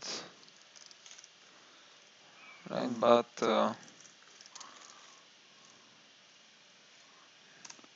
for the private one, it will say that it cannot be possible, because maybe we'll talk later why the concept of abstract classes does not allow us to create the private abstract methods. We'll talk about them. We'll talk about it. But yeah, in general, you can have public or protected abstract method. Right? We can also, for the abstract classes, you can also create non-abstract method. Just implement that method. In this case, you can add some implementation inside. In this case, it will be considered as not abstract method, and just a method with the implementation. And in this case, you can see that the abstraction is achieved for 50%. You can see half of the methods are implemented and half of the methods are not implemented. Right? And yes, again, it can have abstract and non-abstract methods, and it needs to be extended and its method implemented. How we use abstract classes, we use them this way, that we actually have different class, for example.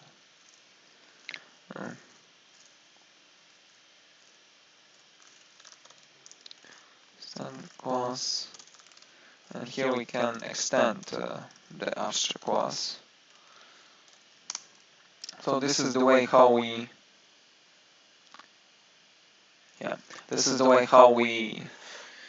can implement the abstract classes. We just use them as the superclasses of other classes. That's the idea for abstract classes, and of course it asks us to implement the abstract method. For if we don't have abstract methods, everything is fine. So we just have implementation here and we have no errors. But if we have the abstract method, we need to implement it, because it makes sense again. If we have the abstract method without the implementation, we need to, at least at the result, we need to have the implementation of the abstract method. So in this case, we can use the same. We can override it the same way as we do it for all the public or protected methods. We just override them. And this is the way how we implement. Here's the way how we implement. Just print it.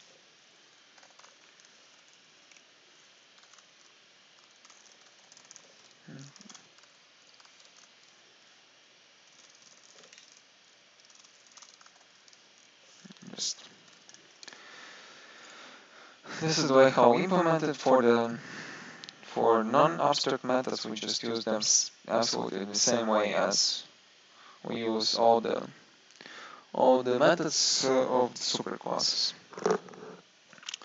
And just again the same way. So it's just a simple method which can be called. Yes, that's about the abstract, how the abstract classes can be used. We just we extend the abstract class and we use it. One more thing, all the abstract classes can be inherited in other abstract classes. We can have the class. Let's extend it here. So we can extend one abstract class inside another abstract class. Then we don't need to implement the abstract methods. We can add a new method, for example, but we don't need to implement the abstract method here. We can just add new methods, but also we can implement the abstract method here, and it's also fine. So in this case, we again, all the abstract classes are just considered as the simple classes, with one exception, that these classes can be used as the superclasses only. I mean, we'll talk about it a bit later, but we cannot create the actual objects with the type of abstract classes. That's the idea. And for all other properties, they actually work the same way as just simple classes. Alright, one more usage for from my practice, from my experience, abstract classes can also be used just in case you have everything static inside your class. Just it can be kind of utility class, for example. Just remember as an abstract class. You cannot declare it as public one. So if you have everything static inside, maybe everything is public. It doesn't really matter. Static. Like integer. Just if you have static global variable, static methods, then and you know that you don't need to create the object just to use this class. You just need to have some static methods, static attributes. Then for this purpose, you just can create the abstract class and just use it as as a simple class, but in this case you point that you will not have the object with reference to this class. It's also kind of a good way to use the abstract classes. And if you want to declare everything as the static, you don't need the object, you can use the static, you can use the abstract class for this purpose and just do all the static stuff you need for this particular class. It's absolutely fine. Alright, okay, let's move on. And yeah, it can say it cannot be instantiated. Let's, for example, try to create an instance of. So we have the A class. We want to create new class. And we cannot create the instance of this class, as I said before, because this is an abstract class. And it says that we cannot instantiate it. Because again, this is an abstract class, but as for all the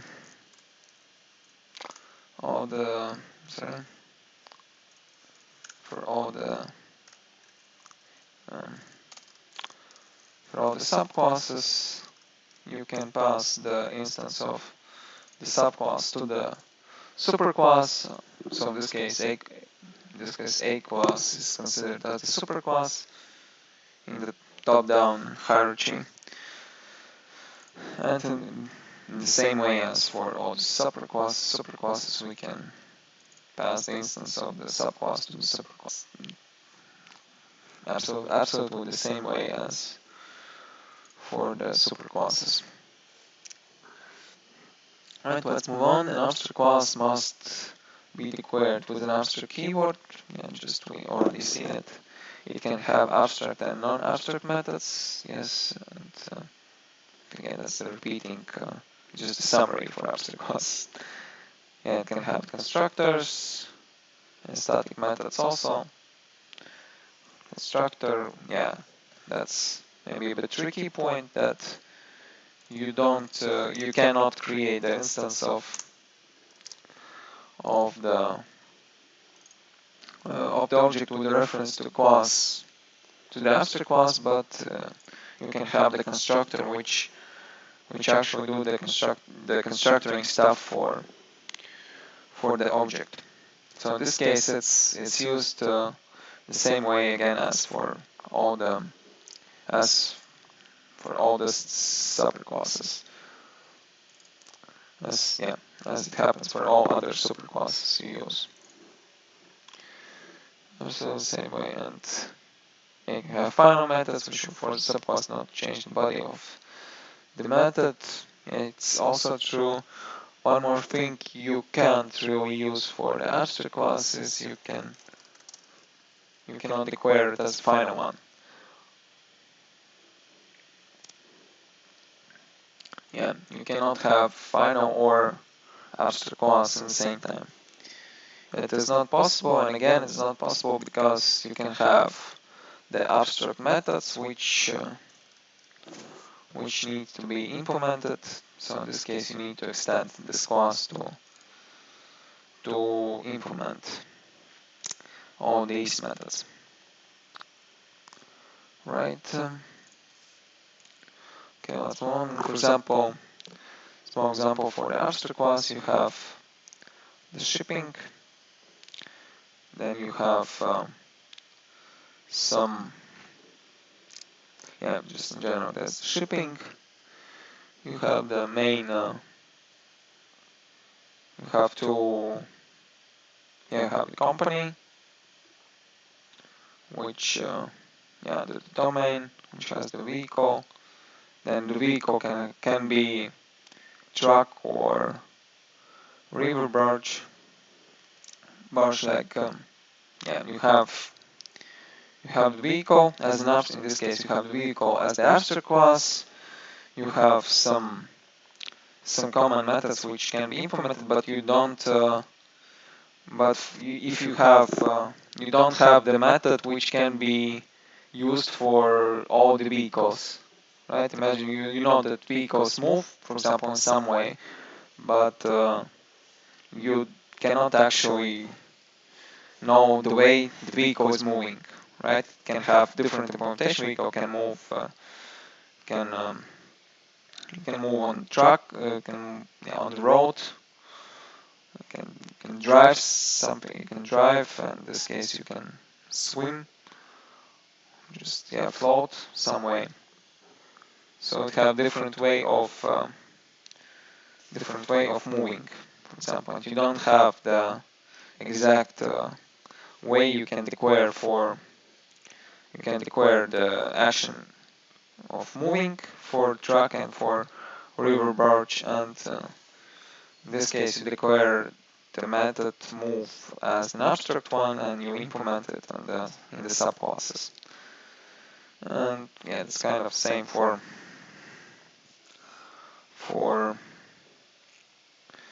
a company, and yeah, this is also kind of diagram for abstract class, for vehicle class. Okay, let's have some code example. So you declare an abstract class. You have the methods which return you the calculation of fuel efficiency and trip distance. Of course, for truck it's different from river barge. Like again here you have the implementation for the constructor. It's also just a simple constructor here. Then you have the method which does the calculation of fuel consumption of truck at given load, right? And same for the distance. Yeah. For the river barge, again you extend the class vehicle, an abstract class. Then you define the constructor, which again have the parameter max load. Right. Then you implement the constructor, and you have again the method which calculates the fuel efficiency, but it will be different for the river barge comparing with the one for truck class. And same we calculate for distance. Also, different formulas can be used if we don't have the common formula. For example, for the calculation, we don't have the formula which can be used for all the vehicle as the default one, or as the one which is used for all the vehicles. Right? We don't have such calculation formulas for it. It can be different for truck, for barge, for ships, other ships, and so on and so forth. Different vehicles, it can be different, and we don't have again in this case we don't have the formula which can be used for the vehicle by default. That's why we define these two methods as the abstract ones. Then we just do the implementation for every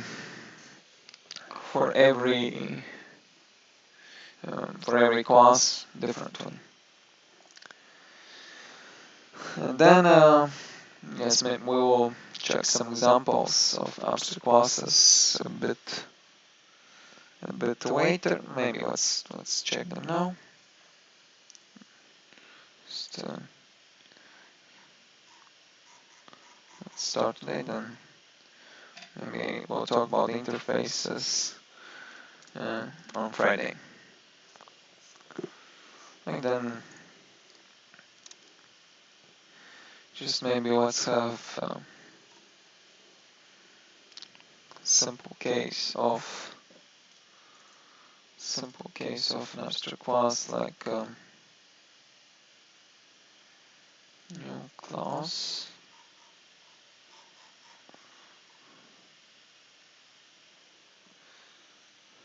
Then let's have, for example, again shape. I think we had some examples with shape. Of course, here we can also add the modifier abstract, and you can see that does not allow us to select both abstract and final. So we can select final, yeah, we can select abstract one. Then, yeah, so we have now we have the abstract class shape, and here we can here we have an abstract void draw, for example, right? If we want to draw the shape, we can draw it. Then we have the class rectangle, for example, which extends the class shape. And here it asks us to override the void draw. Let's do it. Here let's just imagine that we draw the rectangle.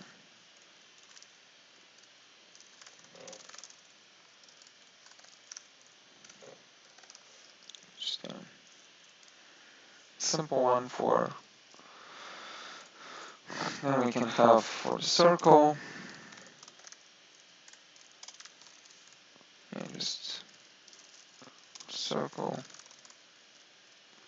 Extends the class shape. And in the same way, yeah, of course we need to implement the method draw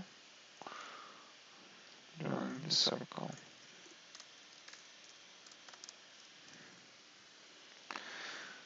Yes, and that's for the circle. Then we can just, for example, test it. Like, yeah, we can test it just here. Public static void. And we can execute the main void from here, from the abstract class, because again, this is the static void.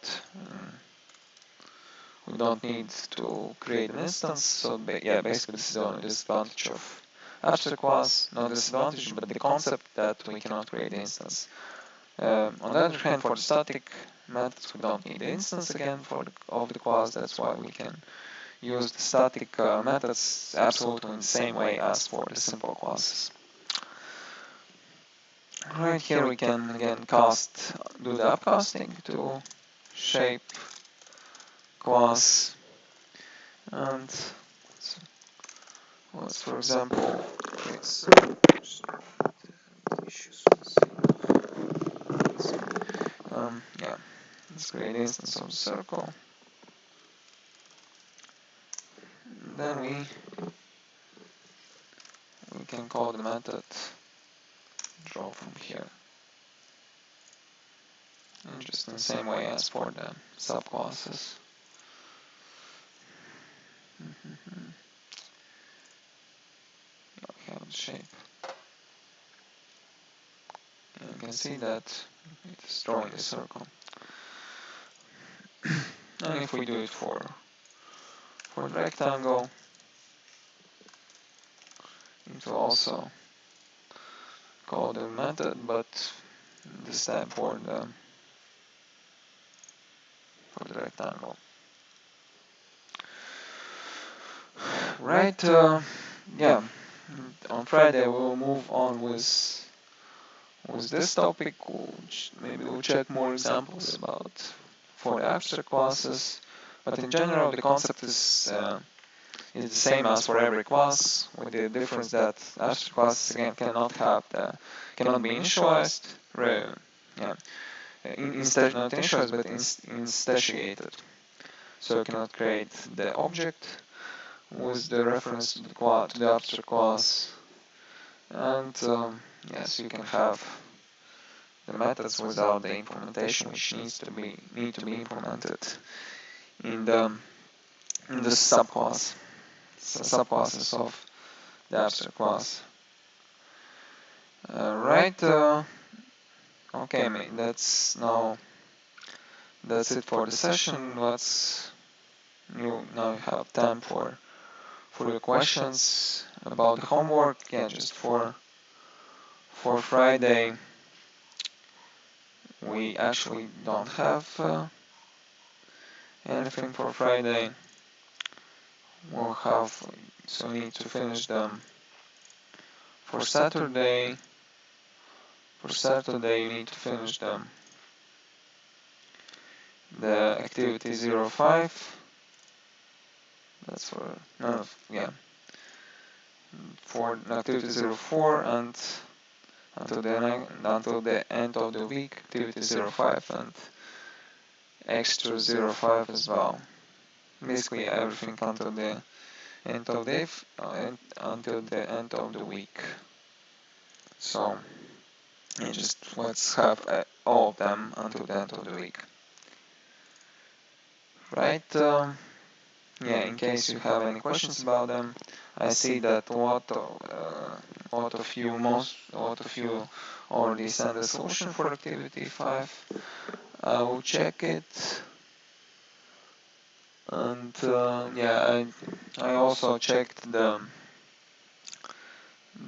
solutions for your home tasks, just for those of you who did it for the activity 03, extra 01 and 2. Yeah, for those who completed extra 02 before the session, I already checked. Yeah, once I finished the checking for all of you, I will maybe I will send the results for each of you, for everyone personally, just not personally in Discord, in private chat. I hope that I haven't missed anything, so in case you sent the solution somewhere outside the Bitbucket, I mean not Bitbucket but outside the Git repository, so in this case, and you send it somewhere to me like in the email or in Discord, I think I checked everything, but in case I missed something, please notify me after I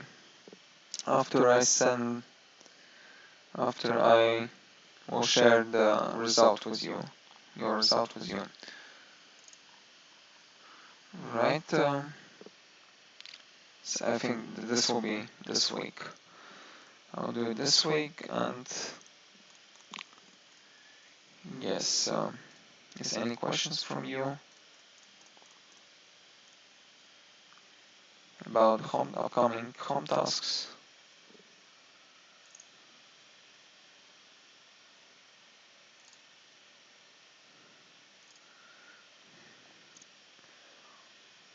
Okay, then if not, then okay, I see that Helen is typing something.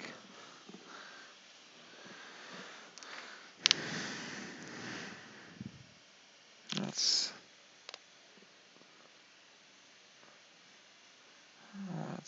wait a bit.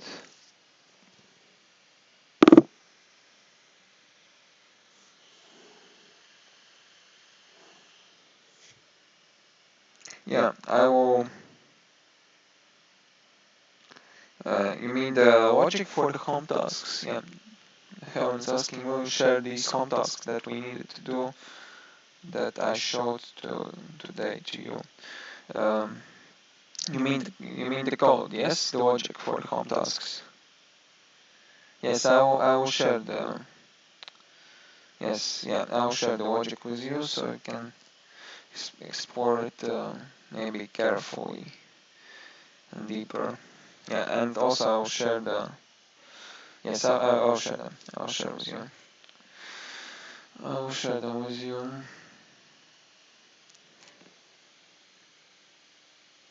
Yeah, no problem. I'll share. Maybe I'll need different repository. Maybe. Oh yes, I'll show the presentations with you as well. Um, yeah. Again, for the streams, streams are still available on YouTube. So for those of you who want to want to watch the session again, you can just watch the sessions on YouTube as well. You see Kristen is typing something.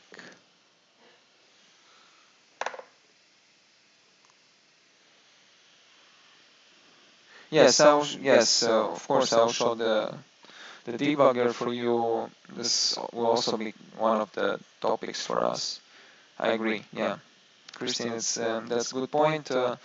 I'll show the debugger for you. We'll have a separate topic for it, because I think there are lots of things to discuss. So you can already see that there are some features for the debugger here.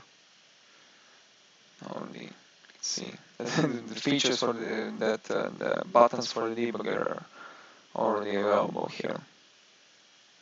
But yeah, we'll have the sessions about the debugger. Yeah, into some of the ways how to debug and some of the features of the debugger as well. Right, yeah, I can toggle breakpoint. Just simple idea is that you toggle breakpoint, then you run it.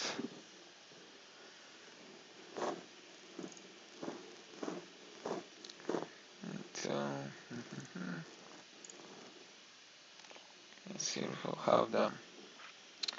We'll talk about it a bit later. Yeah, you have some features, some details here. Yeah, this is just a simple explanation. Maybe you need to select the right screen as well. You can again move step into step over, like in this case. And maybe let's not talk about it deeper today. Just simple way how you can debug, but yeah, we'll talk about it.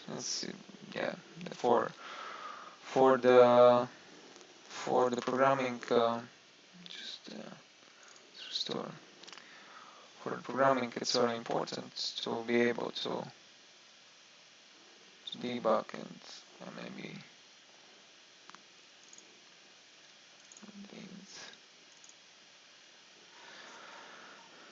But yeah, we'll talk about it.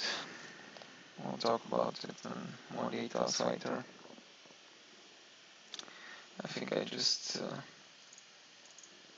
mixed the view, the windows of. I'll restore them later a bit.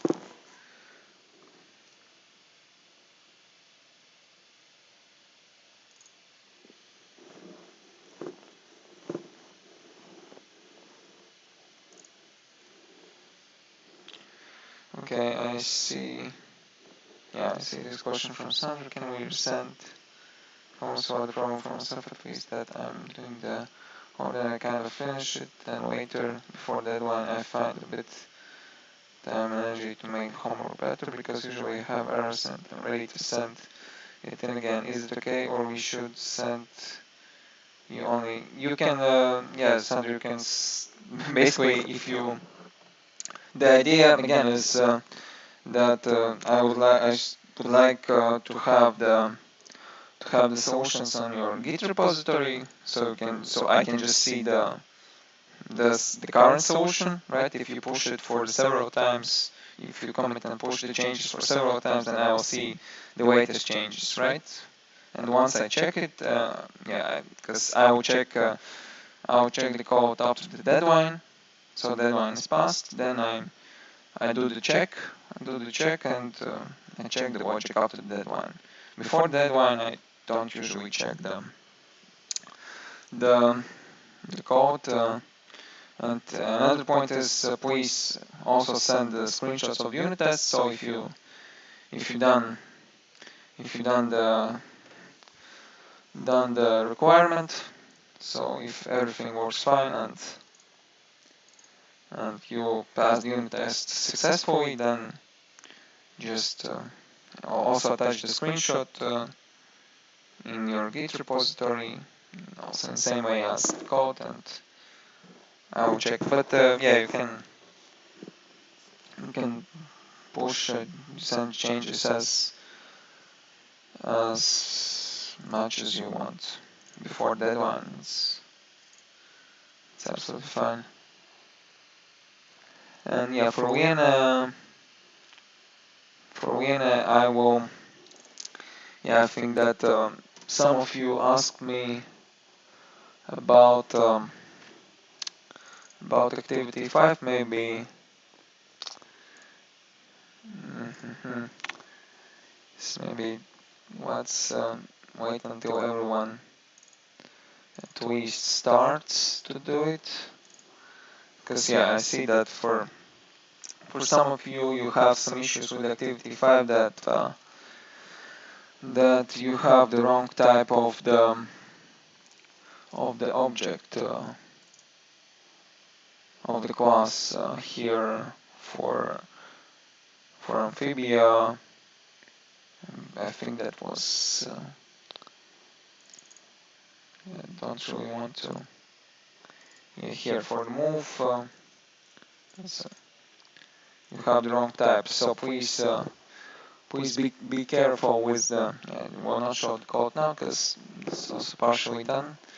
I would like you to do it yourselves, then we can discuss it. But yes, maybe yeah, just once more think when you actually do the implementation for the. Okay, let's maybe. So you have this activity 5, right?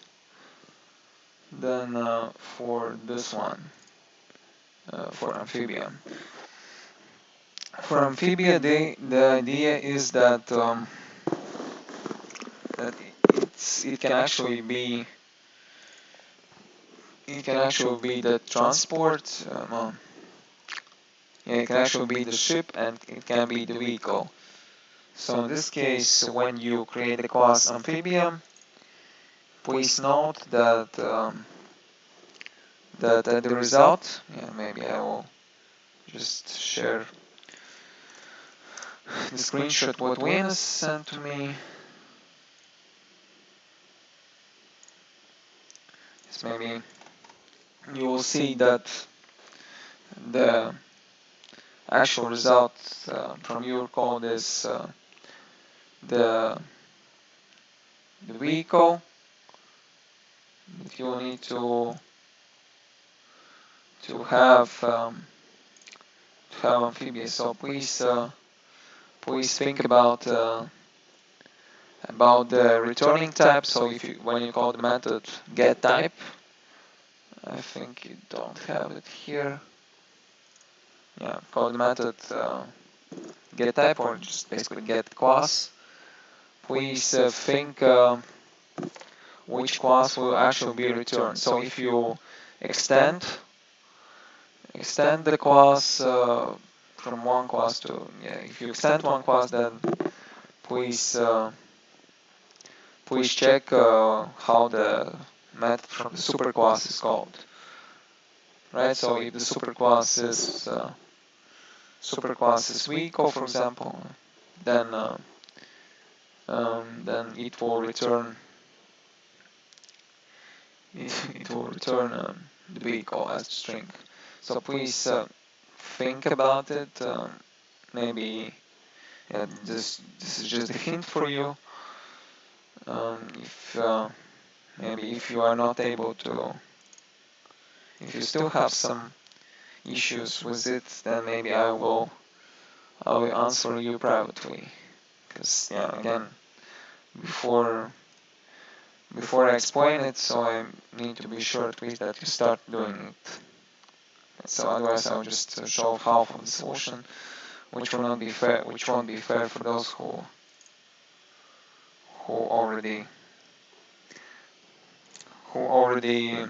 completed it, at least fully or just partially. Right? But yeah. if you still, and Christina is sending, so this is transport test. I think I've seen this exactly, exactly the same error, from someone of you. Let me check. Someone sent me the same error, and I think I found a way why it is. So just let me check. Who was it? Because I did some exporting there.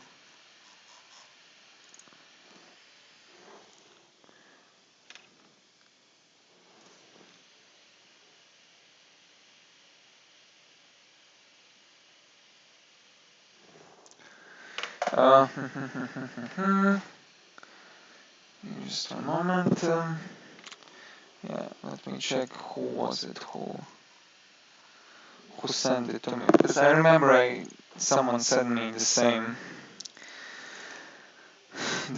issue. Yeah, it was Ilse. Okay, thank you, Ilse. Um, and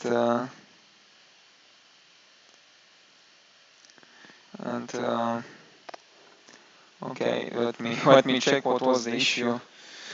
Yeah, this should be some.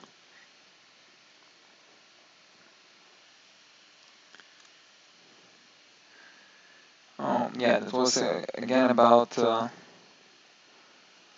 was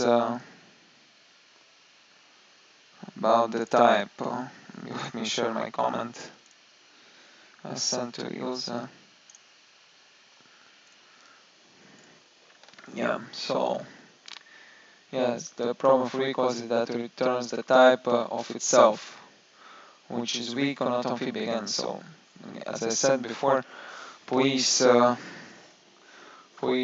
check exactly what type is returned. Is it weak or is it amphibia? Just please note. Please check which class is actually which type is actually returned. And yeah, you can escape it by changing the superclass of amphibia to eco, which is also kind of the way for solution. And yeah, you can change the superclass of of amphibia to eco. That's also one of the options. Another option is then you just hard code. You write the code for the method getType your own. It's also fine. So you can use the getType. Just think about the method getType and what does it return. And yeah, so basically everything comes from the method getType you use. So yeah, please think about it and check it out. And if you still have any issues with it, then maybe what just share your code with me, and I will check where's the issue, right? So just basically it's a bit tricky to explain without the code, but I cannot actually write the code because otherwise it will be, again, for those who already done the code, at least partially or almost done, then just I cannot show this code to those who want to work with this exercise a bit later, right? Okay, but again, privately you can ask me about it. Yeah, if you still have some submission. I just gave you the hint. Think about the method getType and what does it return. Right? Okay. Any other questions?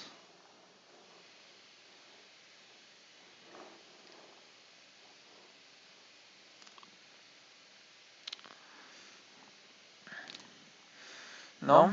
Okay, then I think we can close the session. So if you still have any questions, maybe 10 minutes you have, I can chat with you if you have today. Otherwise, just yeah, let's move. Please move on with the homeworks. If you have any, I will share the presentation with you. I'll also share the code in Bitbucket, the home tasks which I already shown to you. So please take a look of them if you have any questions. Please ask me. Right. Thank you then, and let's meet on Friday. Thank you. Bye.